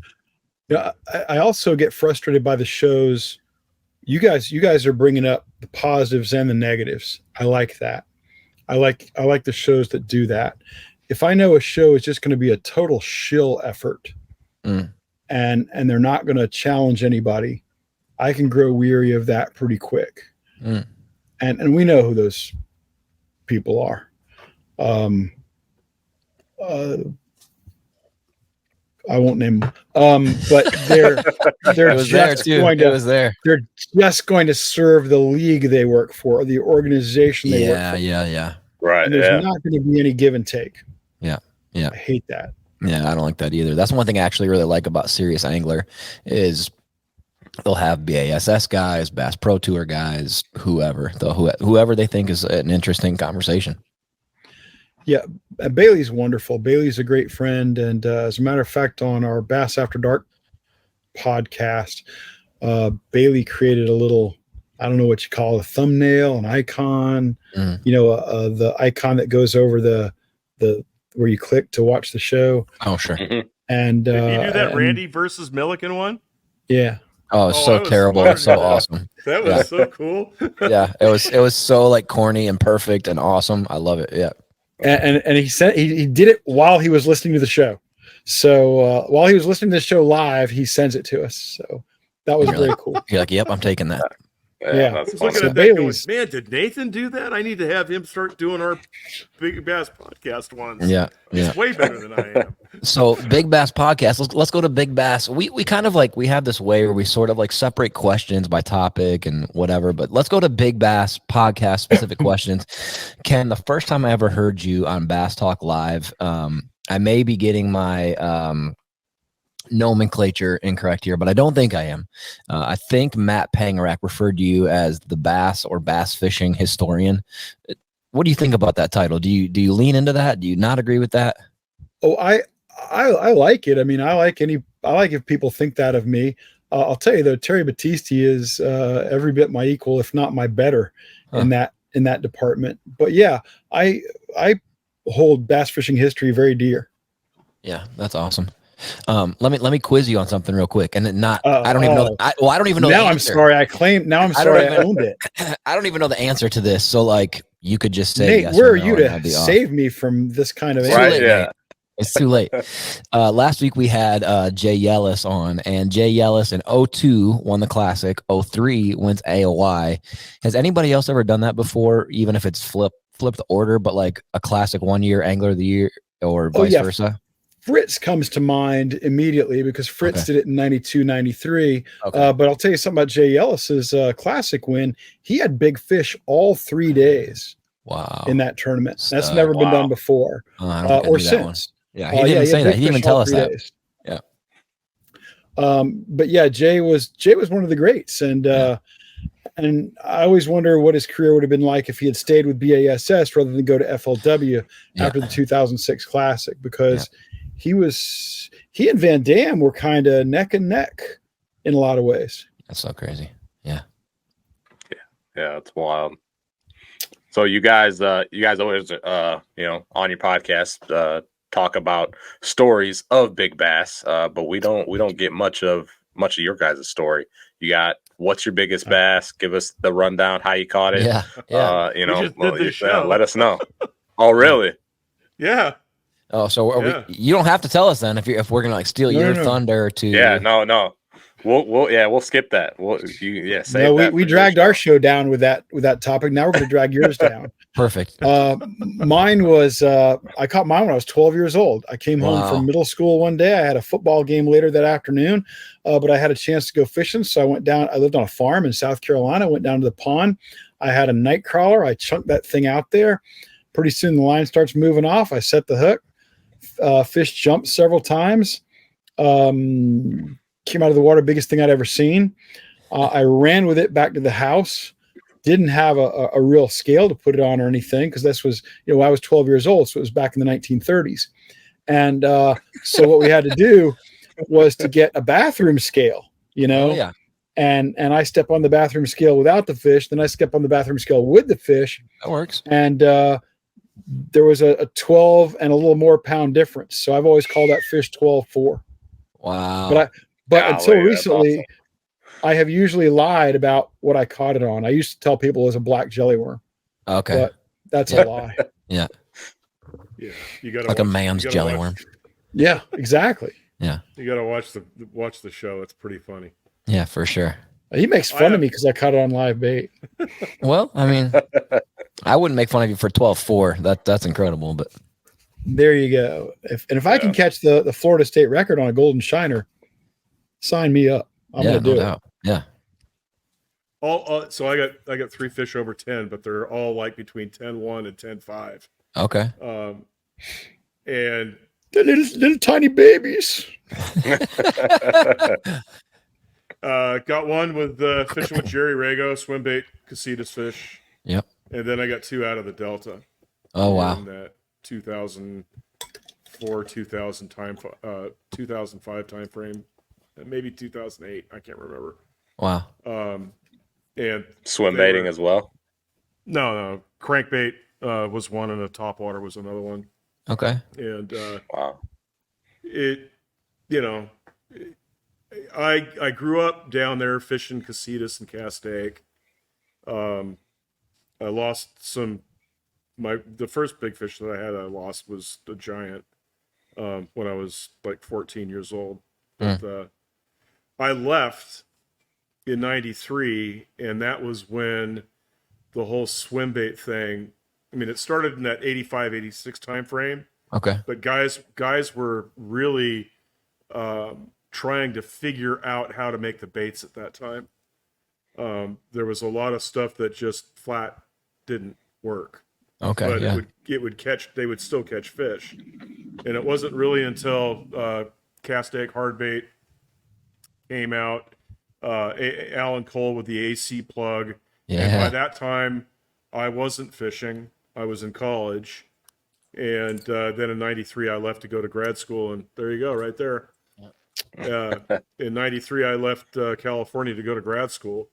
So every fish that I caught out of California that was over 10 was after I had left the state, but I would continue to go down there, Oh, that's funny. a couple times a year Oh. to fish. Yeah, that's really So- cool. Did you have some of the old cast egg swim baits? I got one somewhere around here, yeah. Yeah, those were the cool. When I was a kid, I think I was one of many kids who did this, but I would, instead of like circling toys in the Toys R Us magazine, I would circle baits in like the Bass Pro Shop catalog, and they used to be just 2 inches thick.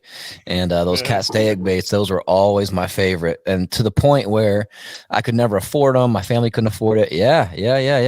That's a And, J-plug. And I got a Or a sunfish many Z-plug, years later. Excuse me, a Z-plug. But there's an original cast egg. Oh, that's beautiful. Oh, And that was painted, yeah. that was painted by Lyons and O'Haver. Wow, One of the, that's so the sick. best taxidermy companies ever. Wow. I think the original Castaic Rainbow is the most beautiful bait I've ever seen. Yeah, they're awesome. Oh That one my there? gosh. Gosh. No, mine is much better looking than yours. That's a Gen. That's a Gen 2 or a Gen 3. That's gotta be worth a fortune. Yeah, I got replacement fins. You can see the fins are kind of Mhm. falling off on them. Yeah. Dang it, that's cool.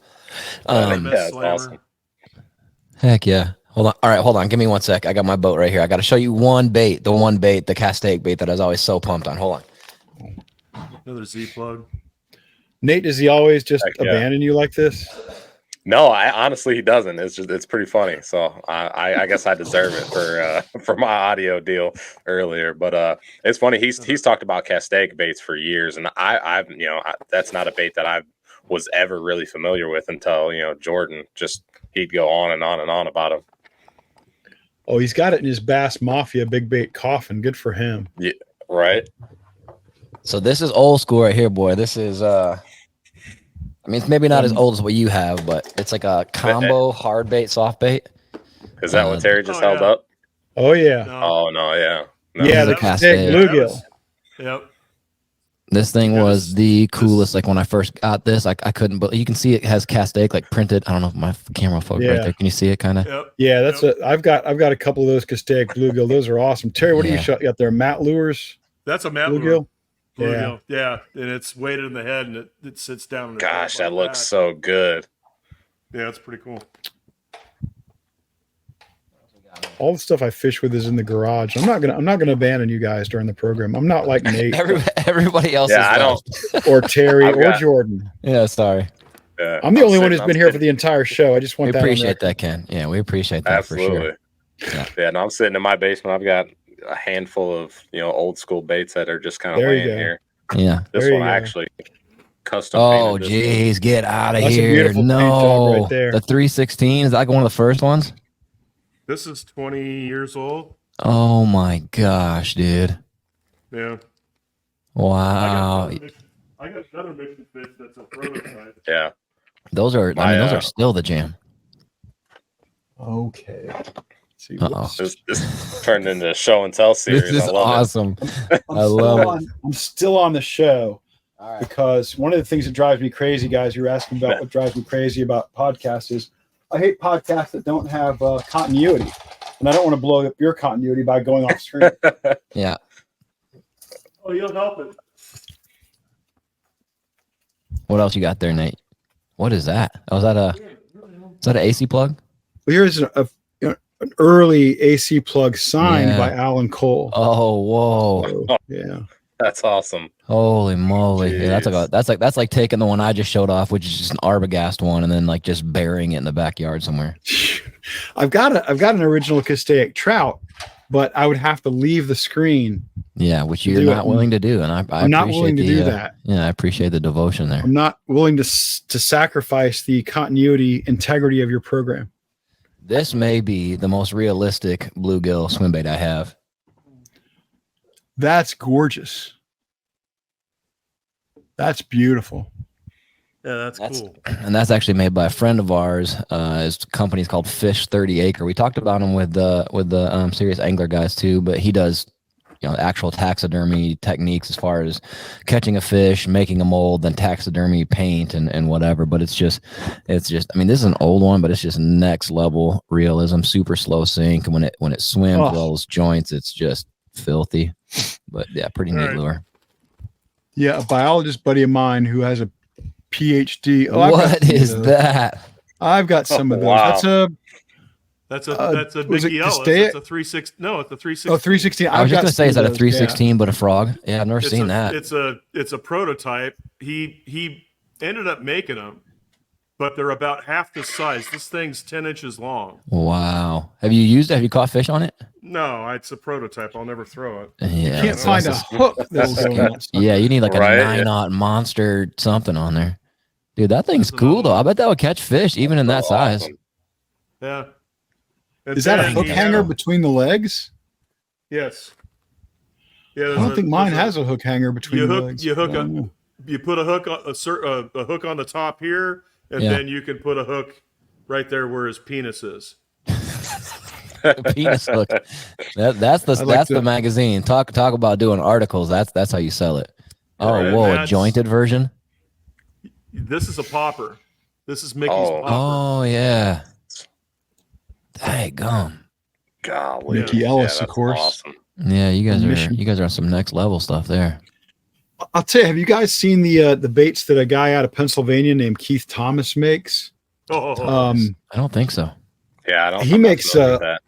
He makes a lot of different styles of baits, but he's making a glide bait right now that is the best looking gizzard shad I've ever seen by a wide margin. Yeah, he's sick.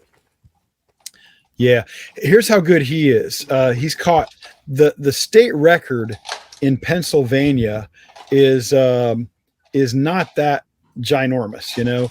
The Pennsylvania state record is 11-3, and Keith has caught 5 in Pennsylvania over 10 on his baits. Wow, 5 over 10 when the state record is 11-3. Yeah, that's impressive. I need to get you a picture of. Well, you should have Keith on sometime, maybe. We should actually. Yeah, he's remarkable. Yeah, that sounds really cool. He's unbelievably talented. Yeah, this is again that same company, Fish 30 Acre. This is a shad bait he makes. And I don't know if it's as good as that feller's, but they're pretty dang good. And I think the cool thing about big swim baits that a lot of people don't think about is, I mean, I'm sure you California guys who've been doing it forever do, but it's a daggum like search bait, more than just getting a bite on it. You'll get the big boys to come out just out of curiosity and then throw back at them with a drop shot, a Ned rig, or something easy to digest. One of my favorites, maybe I shouldn't give up the juice here, but I'm gonna. Here we go. One of my favorites to throw back in if I'm throwing a big glide is Megabass makes a jig I think it's called the Hurry Up and Wait. It's a slow falling jig. So instead of like falling down really quick, it just drops really, really slowly. It's got a big plastic body on it. And I'll throw that back in if they show themselves, and I will basically just dead stick it, and it'll just slowly fall, and like a little bit of that skirt will kind of move, and that's been a good one for me to follow up on the glide bait big fish that'll show up. But I'll also catch, you'll catch pounders on these big old things. Like you'll catch fish that you hook them, you bring them in, and you're like, what are you doing? But that's kind of fun. First fish I ever caught on a swim bait was 1.5 pounds. Yeah, on like a 9-inch flipping swim bait. Yeah, and you're like, what are you doing, dude? This is as big as you are, you dummy. Yeah, it's like, did I get hit? Yeah. Blinding this thing in. Yeah. All right. Big Bass Podcast stuff. What do you guys think? If you had to guess, if any, what record will be broken next? Largemouth, smallmouth, spots. What goes down next? Spot, hands down. Yeah. The spot record was probably broken 3 times since we started recording. That record's been broken a lot. It does break a lot. You're right. Yeah. Yeah. So I think that's a hands down easy pick for me. I don't know about Terry. I would say spot. If I didn't know how bad a shape Bullard's Bar is in right now, Bullard's Bar. The reason those fish get as big as they do is because of the kokanee salmon that are in that lake, and the kokanee are right now on a precipitous dive downward in in the volume of kochs that are actually in that lake. Okay. And so what you'll see is and kokanee do that on about a 5 to 7 year cycle. They'll go up in population and then they'll tank. Okay. And then they'll go up and they'll tank. And they're plankton feeders. So it has something to do with, too many of them get in the lake and they eat all the plankton out of the water, and then there's nothing for them to eat anymore. Sure. So they're constantly, and you'll notice that the size of the fish will follow that sinusoidal curve. Yeah, that makes sense. So Bullers is on its way down, and it should be picking up probably in the next 3 years, I would say. Okay. But then you got the smallmouth deal, and I was just talking to actually Ken and I were talking to a biologist out of Idaho. Did you guys watch our Idaho record show? Yeah, I think so. Yeah, for sure. Yeah, well, we were talking to Martin off camera, and he said that Dvorak is going through that exact same thing right now with their kokanee population, that it's on its way down right now. And there's a guy there by the name of Joey Walton, who's a guide out of Orofino, I believe, and he's caught over a dozen fish pushing 9 pounds this year. Wow. All over 8, and a lot of them are pushing 9 pounds. That's ridiculous. And with the kokanee population starting to go back down, it's probably going to be another 6-7 years before it gets going back up to where it was. Crazy. This year. This has been the best year there for big smallies. I think the world record smallmouth is an awfully tough one to catch. There's almost a 1.5 pound difference between number 1 and number 2. That's wild. That's a chasm. That is. That's the Grand Canyon right there. Okay, so if we're going to talk about long-standing records, I'll just fall on my sword here, and maybe I'm not as much of a minority as I think I am. I think George Perry's full of crap. Am I way off on that? No, George Perry is a fraud and a liar and a cheat. I way before I ever listened to y'all's podcast, I remember, like, as a kid, again, I would circle lures in the Bass Pro Shops catalogs, and I would, like I had an affinity for, like, I like catching fish. What's the biggest muskie? What's the biggest bluegill? What's the biggest bass? And I remember one time as a kid, like in a library, which is those buildings where you can borrow books and then put them back when you're done with them. For anybody listening who's unfamiliar with the concept, but I remember reading about George Perry, and like, this is a world record that nobody saw and there's no pictures of. How the flip does that work? That's the sketchiest thing I've ever heard of. It's very sketchy and it's very unfortunate. And I think that, it's been the record for so long that people don't think about challenging it anymore because nobody who was involved in the catch is still alive. But Right. This is a photo of George Perry, not with the world record fish, but with a fish he caught 2 years later. Yeah, the 14 he entered in or something. Yeah, 13 pounds, 14 ounces. No, it's not. His handwriting is on the back here. Whoa, that's cool. Gosh, yeah. Yeah, this is what he sent to Field and Stream, and then the folks at Field and Stream were I'm not Field and Stream. This is what he sent to Creek Chub. And they were, and I got it from those folks. But anyway, wow, that's really. He says this fish weighed almost 14 pounds. The tackle box that fish is sitting on is only 21 inches long, so that fish was not more than 18 inches long. Oh my gosh! It's hard to demonstrate that he was lying about the world record 2 years earlier, but I think I got him dead to rights on this 1934 fish. Yeah, no way. No, I remember hearing the story. I think it's probably from you guys. Yeah, that fish is nowhere. That fish isn't even flirting with 8 or 10 even. That's not even a double-digit fish. I mean, I don't think that fish is 5 pounds. Yeah. 4 pounds. Right. What the heck? That's one that you catch in a tournament and you're stoked on, but you're not jumping out of the boat about. Oh, you're hoping that fish goes back in the lake, that you replace that. Yeah, you're hoping to call that thing out. Jeez, dude. Depends on where you are. On the Ohio River, that's a big fish, but most anywhere else, that's not not going to get a lot of attention. Yeah, Anyway, your point's spot on though. I think people have just sort of like, it's sort of like the internet, right? Like we were talking earlier, like people will hear things via the interwebs, somehow unknowingly, unconvincingly, maybe even accept it as truth, and then just regurgitate it onto somebody else. And so like the George Perry world record is the world record because it's the world record, because it's been the record for the world. Nobody steps in and goes, wait a second, you don't even have a freaking photo of the fish that it's like the most sought after, the $1 million fish or whatever they used to call it back in the day when people were trying to break it, and Dottie and all that. But like, yeah, it just seems so sketchy on every possible level.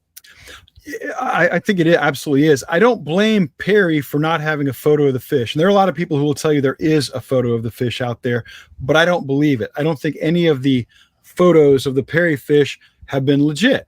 Yeah. I think that one of the photos they point to, there's no reason to believe that's even the Perry fish. The other photo looks so photoshopped to me that I don't believe it. But it's not Perry's fault that there's not a good picture of that fish. That wasn't required by Field and Stream in 1932. Right. So I don't want to hold the man. Cameras back then. Well, in the early Kodak days, I think a lot of people had cameras around the turn of the previous century. Yeah. But I don't think that was. We're also talking about the middle of the Great Depression, and Perry being a poor farm boy. Right. The odds of him having a camera and being able to develop the film and stuff like that maybe aren't great. I also love the name of the Kodak slogan way back in the day, America's Storyteller. How perfect is that? Yeah, that fits right there. For sure. Sorry, that's kind of a tangent. I just figured you guys would be the guys that could barf on about it.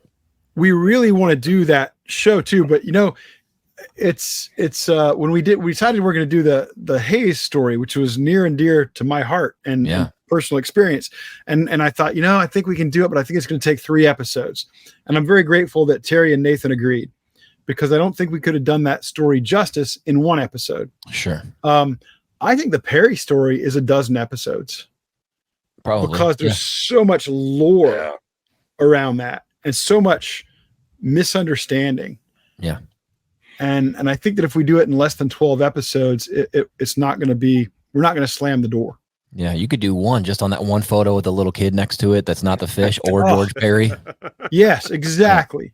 The garbage surrounding that picture. And honestly, I think that the photos would be an entire episode. Yeah, definitely. Yeah, you can turn it into like a series. That's for sure. It could be its own mini podcast. Right? Yeah. Talking about. Yeah. You guys have been at this a while. You guys know your stuff. Should we make that a separate series of the Big Bass podcast where we maybe work on it behind the scenes for a few months, get it all nailed down, knock out our 12 episodes, and then drop them all at once? Is that the best way to present that? Or should we just, drop them in one at a time? Yeah. Week after week after week. What do you think? Yeah.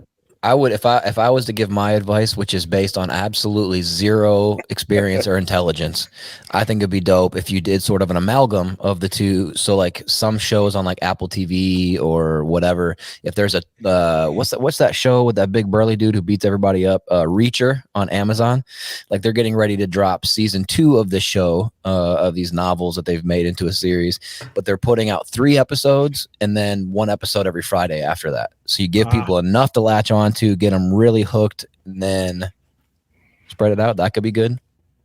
That's a solid idea. Terry, that's a great idea. Why aren't Jordan and Nate on our payroll?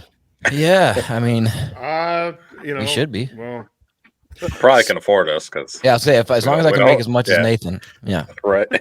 Well, Nathan, Terry, and I are equal partners, so we're all basking in the glory of zero right now. I'm in. I'll sign the contract. Yeah. Well, it's interesting, Jordan, you mentioned Reacher and that film thing, because Terry is working on a really cool documentary on the sport of bass fishing. Yeah, he was talking about it. I'm excited to hear about that.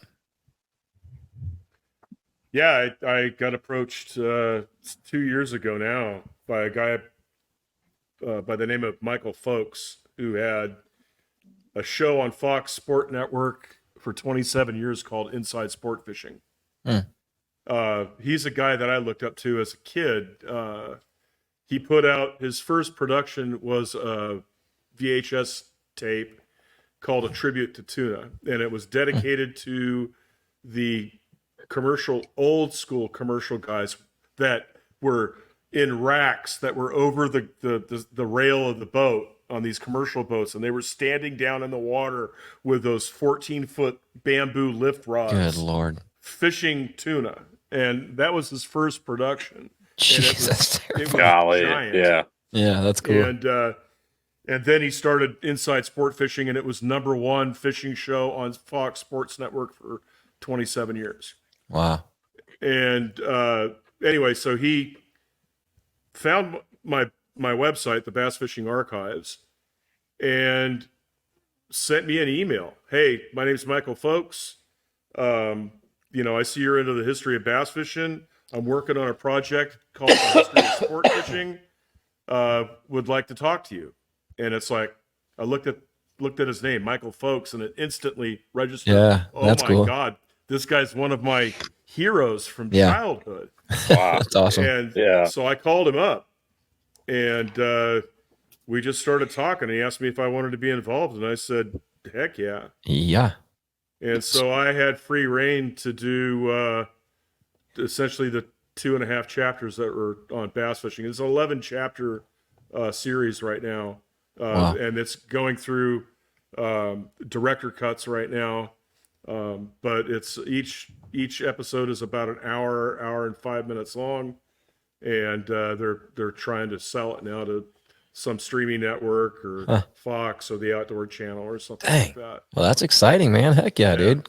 Congratulations. That sounds incredible. And the reason that it's going to be really good is because, I know my limits. And so I had to cajole Ken into being in the movie. Okay. So Ken is probably 50 or 60% of those 2.5 episodes. Okay. And yet it will not suck because Terry's done good work on this with Michael Folks. But yeah, that Terry wanted me to be involved in it was an absolute honor. Yeah, that sounds really cool. It is cool. It is cool. Has anything like that ever been done of our culture, our sport? That's not really been a thing, right? Not an all-encompassing bass fishing. Well, it's not bass. I mean, it starts out. It's got the history of fly fishing. It's got the history of ocean sport fishing. It's the history of, salmon fishing, anything that has to do with sport fishing. And the way we broke up the bass is in one episode, we did the history of bass fishing. And then we did, in the next episode, the history of tournament fishing. Oh, cool. And then we did, the final episode was on conservation and the future and stuff like that. But yeah, there's 11 chapters that covers the entire breadth of sport fishing in general. Dang, that's cool. Yeah, that's really, man. That is. I hope that gets picked up soon. I want to see it. That sounds awesome. Yeah. Pretty neat. Terry and Michael, they're the Ken Burns of fishing. Okay. Yeah. That's cool. Hey, that's all right. Yeah, definitely. Hey, Nate, I'm sorry to do this to you. Ask him another question. I'm serious. I'm gonna die. This COVID is getting worse on me as we go through this. So oh boy. Jump. I know, dude. I'm so unprofessional. Ken's the only one who's sticking it out. Right. I'm gonna run and grab a couple cough drops, some more water. But yeah, sorry. Thank you guys. Can I be the official, I guess, 4th host, at least for this episode? I wish you would. Yes. Absolutely. Yeah, without a doubt. I don't want to be listed with a riffraff like Battisti. Yeah, you get that host category put behind your name. That's the ticket. That's a big right deal there. to me, Nate. Yeah, anything you can do to help. That's a big pay raise. Anything you can do to help make that happen, man. I appreciate it. That would be great. Hey, Ken, absolutely. Look at Jordan's chair. Oh my God, I love that chair. You need that chair for Bass After Dark. Yes, you're exactly right. Chair for that, yeah. So he's got that chair, another one just like it, and the couch are both are all three like vintage setup in the shop there in the garage. It's really cool. Nate, I've never had chair envy before. Yeah, no, I that's totally have chair envy now. I think I have. Like go ahead. Sorry. I was going to say that I was going to say Bass After Dark. Go. I think I have. Hey. I think I have cup envy with Terry's cup he's drinking out of there. That that is a that's 1973 awesome. limited edition Bassmaster Classic. That's beer awesome. stein. That is 73. Oh, wow. Golly, that's so awesome. Yeah. Talk about envy. Talk about envy right there. That is so sweet. Jordan, I am salivating over how cool your chair is. It's a real doozy. Hold on, I got something old school I want to show you. If I can nice, but you've got there it is, something old school. Something old school like he was talking about. You've got the perfect chair for my Bass After Dark show. There it is. Man, I've got to look for a chair like you have. Yeah, it's my wife's old chair. It's pretty awesome. So this is not as cool. I will say that up front, but this is a classic patch from '83. Oh yeah, I got a couple of them. Yeah, it's pretty neat. Larry Nixon, Larry Nixon, dude. A general. Hey, you should see if you know a guy who might get an autograph on that guy or something. I don't know how you autograph it, but that'd be so dope, right? Yeah, that would be pretty cool. Yeah. That would be very, very cool.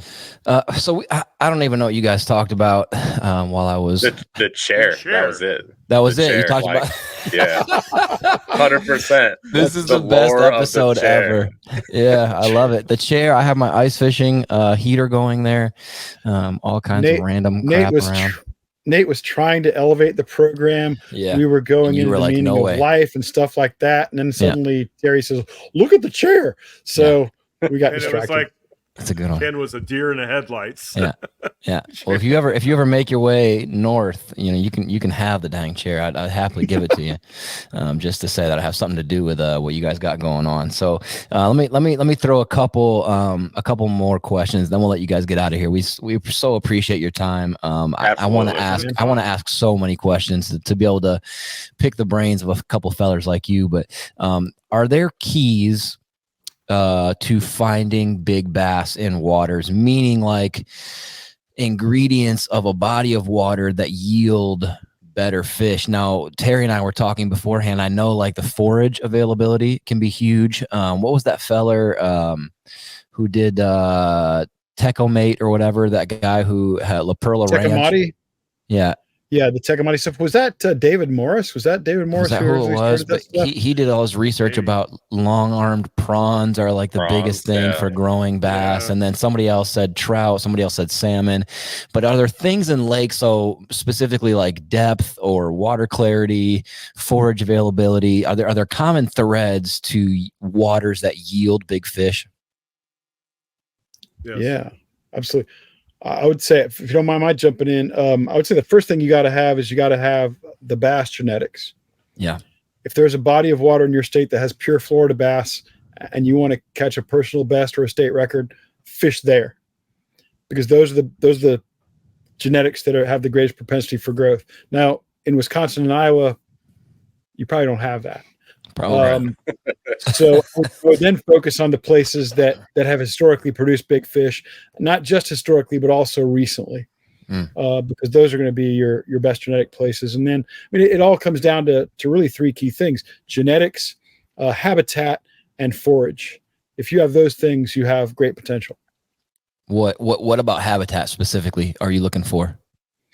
You have to have areas where the fish can escape from either bad environmental conditions. Okay, if there could be a poisoning in part of the lake or something like that, if there could be an ice situation, if there could be an extraordinarily muddy water situation, if there could be overfishing situation, there needs to be some habitat where they can go and escape some of that. They need to be able to hide from their predators. And of course, you got to have the best available forage, which is going to be vitamin T where they can get it, trout.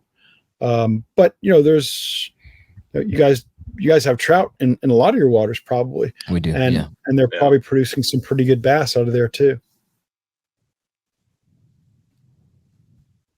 A big fish is going to pick the best area of the lake in a specific spot, and they're going to keep it to themselves. So when I was, living out in California and just, even interviewing, trophy hunters, a topo map was always their number one deal. Yeah. Look for the place that has the deepest water access the quickest. All right. And if it's got rock, a boulder, some sort of a weed break on it, trees, all that stuff just makes it better. But it always has to have deep water nearby. And being that you guys live in the glacial lake area, it might be difficult to find, but I'm sure that there's got to be, because most of your lakes are 30 feet deep max. Yeah, it depends. There's some deeper ones near me. Lake Wissota gets down to 60, 70. It doesn't that matter? Lake up here, like where the lakes are hard, where they freeze, doesn't depth play a huge role in oxygen levels as far as like if there's not enough, it stunts their growth. If there is enough, they can grow year round. Do you know the science on that? Well, the interesting thing is that if you got deep enough water, those fish can you're going to have springs that are feeding those lakes, right? So you're not going to have to worry about oxygen content in those lakes at all, I would think. Okay. Especially if a lot of water coming in through springs has no oxygen in it at all. Some of it does, yeah. You're right. I mean, in Florida here, the springs are great because of the temperature. It's 72 degrees in the spring here in Florida, but that water has little or no oxygen. You tend to have to fish away from that spring. Interesting. But if you get the deeper water areas, those fish are going to be okay. The interesting thing about wintertime that a lot of people don't realize is that ice is less dense than liquid water. The heaviest water ever is density-wise is at 38 degrees. So in the wintertime, you have a sheet of ice above the surface of the liquid water. Within, a half an inch of that, it's 32 degrees, the liquid. But as it goes down, it's actually getting warmer. So the further down you go, the warmer the water is. Right. Okay. If it wasn't that way, ice would freeze all the way to the bottom of the lake. Sure. Yeah. So when one of the most crucial times in a northern tier lake is ice out. So you've got a lake that's 32 degrees at the surface, and all of a sudden this ice starts melting. Right. And when you see ice and water together as, solid and liquid, they're in what's called equilibrium. It's not until that last bit of ice is melted, and on a big lake, because you can have an ice-free area over here and still have ice over here. Well, the water temp over here is going to be warmer than it is over there. But what happens is that, equilibrium with temperature, once all that ice is melted, that temperature is going to shoot up big time. And I've seen it in Idaho. Ice out comes, and it was 36 degrees or 34 degrees on one day, and 2 days later it's pushing 41, 42. And I'm sure you guys probably see that same thing in Wisconsin and Iowa. Yeah, definitely. And that's why these fish, they've been in that 36, 37, 38 degree water down deep. What happens as soon as the ice starts breaking? They come up to a foot of water. They do. Yep. Right away. Right away. Because it's now all of a sudden it's 3 degrees warmer than the water that they wintered in. I would also say, guys, in the states where you live, focus on smaller bodies of water. Yeah. Even farm ponds, if they've got enough depth, if they've got 15, 16 feet, because in about 85% of the state record has come from a body of water less than 200 acres. And that's basically true where you guys are. I mean, Wisconsin came from a body of water called Lake Ripley that's 423 acres. In Iowa, it came from Lake Fisher, 82 acres. That's very typical of state record largemouth bass. Crazy. Is there like a minimum? Like it has to be 5 acres to be considered legit, or does it not matter? I don't think it matters. I think there was a thing. The smaller, if you get really tiny, and I mean the smallest lake that's produced a state record, there are a number of them that have come from farm ponds. So I don't have an acreage on it. I'm guessing that a lot of these farm ponds are an acre or two, but there are several that are less than 10 acres that I've been able to track down the information. Several states, and I think the reason there's a little more of a safeguard in a lake that's bigger than a typical farm pond is.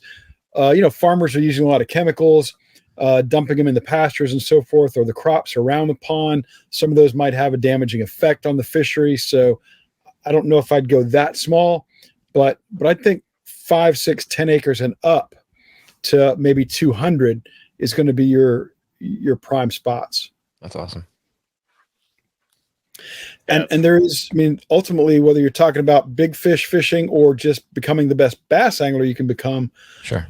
I've talked to so many guys who are really the best in the business, and they all agree there's just no substitute for time on the water. Yeah, for sure. Yes, that's a common phrase we've gotten. Yeah. Isn't that the worst? Yeah. Isn't that the last thing you want to hear? And yet everybody agrees. There's no sub. It is. Yeah. If you guys are into old books, let me suggest a couple for you. Okay. Lunkers Love Night Crawlers. It's put out by Fishing Facts. Now, I was given this book. It was loaned to me as a kid the first year that I worked at the tackle store. The guy that gave it to me said, this book, don't mind the cover of the title. He said, start at chapter 19 and read the rest of the book. All right. It goes into structure fishing and, where to locate the biggest fish in a lake or pond. Okay. All right. The other one, the second one would be Buck Perry's spoon plugging book. Spoon plugging book. Okay. Yeah. And that book is essentially, I believe that the Fishing Facts book, chapter 19 on, was essentially pulled from Buck Perry's book. But both of those books will teach you how to look at a topographical map and figure out where the best spot in the lake is. That's awesome. Yeah, that's really cool. Skip over the chapters about fire and the wheel. Okay. And you'll get into the fishing section then. Fire bad. Fire bad, exactly. Yeah. Okay. Perfect. Nate, give these boys another question or something, then we'll let them get up out of her. Yeah, I don't. Before I guess I was just gonna say, like, to Ken's point about small bodies of water. That's actually my biggest bass that I've ever caught came out of like a little small. I think it was called Lake Iowa actually, and it was maybe I think it was around 40 acres if I remember correctly. But it's a small little body of water, and man, you can find some big fish and stuff like that. So I don't even know what your big is, Nate. What is your big bass? Well, that honestly, I'm gonna call it 13 pounds, 14 ounces. I'll call it 7 pounds. Yeah, so it's probably about 7 pounds, and I caught it when I was like 8 or 9 years old out of this lake. That's awesome. I was camping with the family, and my grandparents, they owned an auction service for years and years and years, and stuff that never really sold were a lot of old tackle. So I would always just go in and just like ransack the old tackle boxes and That's awesome. all this stuff that had like sat around forever. That's so cool. And so I'd just, I'd get all this old tackle. And I remember tying something on and running down to this lake down from our campsite and just casting out there. And I think it was called a mimic minnow, but it was like a jointed minnow style swim bait that had like a metal bill on it. Okay. I mean, it was super old school. It was really, really cool. I actually lost it about 4 casts after that fish. Dang. But yeah, so I caught this fish. I caught this fish, and it was so big that I couldn't even like reach down and get it. It was one of those, where you see the kid like back all the way up the shoreline and like drag holding the fish onto up the there. rod. Yeah, exactly. Yeah, so I got it up, grabbed the fish, and ran up to the campsite like a crazy kid. And I think I waited. Yeah, I waited on like one of those like Snoopy tackle box type scales with the spring. It was like right between 7 and 8 pounds. I distinctly remember this, and we're just sitting here and it's bouncing, and that was it. That's still today cool. my biggest bass. So I love that. I'd call it 13, Nate. I just call it 13. Right? Yeah. Somebody else has done that before. Yeah, exactly. Yeah, that's perfect. Mine is really quick. Mine's a 10-1 that I caught in Georgia. Yeah, the double digit, my only double digit fish on a Cinco straight rig Cinco weightless on a 3/0, I think 3/0 4/0 hook, and I was working it on a spinning rod. I didn't know what the heck I was doing, just kind of popping it down like a jerkbait, and it came up and waked behind it. Not like a wake bait, but like an alligator like snout came up, and it took everything in me to just keep on moving it. And he came up and turned on it, brought him into shore. And as I did the same thing, I was a grown man, so I had no excuse, but I didn't want to go down and reach for it. I thought there's gonna be slack in the line, so I kind of dragged him up on shore, and it snapped my my 12-pound mono that I was using at the time. And then I waited on an old those little like rectangular scales with the spring on the inside, but the spring was rusty. And so I have a feeling it was bigger than 10-1, but that's where it stopped at. But yeah, that's my big bass. That's fantastic. The wake behind the bait. That's the coolest thing in fishing, isn't it? Yeah. Oh my gosh. Yeah. I'll never forget it for sure. Yeah. It was like terrifying and awesome. The way you were fishing the Cinco is the way that bait was designed to be fished. Yeah. Yeah. It was designed to be a competitor with the Sluggo.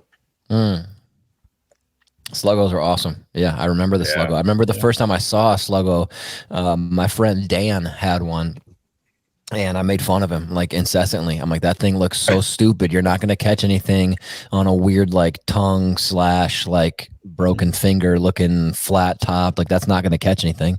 Then we went to the pond and he just hammered them. This is the same dude though, who when he pulled out a bomber Fat A, I was like, nothing's going to bite that. And we went down to the pond and he just went to work on them. It was an ugly, like a really ugly fire tiger pattern. And I'd never seen like a legit crankbait before. And he's just catching one after the other. And I was like, you're never going to catch it. Can I have one? Like just switch gears real quick. But yeah, that's why I had this is like an old school Evinrude hat, because I run an Evinrude on the back of my boat. But then I also have like a super, super old school bomber crankbait hat that's like just all mesh, and like it's just no, I love all that old school stuff. I think it's really fun. So last thing then, fellers, in case somebody doesn't know, where can people find you? Social media, Terry, your specific stuff, Ken, your specific stuff, Big Bass Podcast specific stuff. How can people follow along? Because you guys have some really cool stuff going on. Oh, thank you. Doctor? I thought he was asking you first. I think it was a wide open question. Whoever. All right. So I got the Bass Fishing Archives website. It's bass-archives.com. Awesome. New post 5 days a week, 6 days a week sometimes. And dedicated to the history of bass fishing. Love it. And then, of course, doing the Big Bass Podcast with Ken. People wanted to contact me via email. It would be terry@thebigBassPodcast.com. Sweet. And I've got the Big Bass Podcast with Terry and Nathan, and my email address for that is ken@thebigBassPodcast.com. Also, Fish Insider. Anybody wants to see what we got going on over there, check out fishinsider.com. And I've got a new podcast that we're only 3 episodes in, called Bass After Dark. Yep. And hopefully folks will check that out too. It's a live show every Thursday night, and we're pretty excited about it. Yeah, and your last one had Ben Milliken and Randy Blockett on the same episode. How did you swing that, by the way? Weird story, Jordan. We actually had that show booked before those guys started going after each other. Okay. And one of the premises of of Bass After Dark is we have 3 people come on to address one question. And our question was, should forward-facing sonar be banned? Yeah. And the premise of the show is that the guests don't know who the other guests are. Oh, that's dope. Terry was on our debut show, and the question was, who should be on Bass Fishing's Mount Rushmore? But yeah, we don't tell the guests who the other guests are. We like the excitement, the dynamic that brings. It does limit us in terms of marketing and getting the exposure out there, but we think we gain a lot just by a surprise element. Yeah, that is okay. So I like didn't that. see that. I did see after you told me about it. And I had seen that thumbnail already, the boxing thumbnail. The Bailey one. Yeah, that Bailey made. Yeah. Thank you, Bailey Agbrett. Yeah, thanks, Bailey. You're a good dude. Shout out. Point. Terry, so who does make your Mount Rushmore? Tell me Al Linder's on there. No. Unbelievable. James Who A. is it? Henshaw.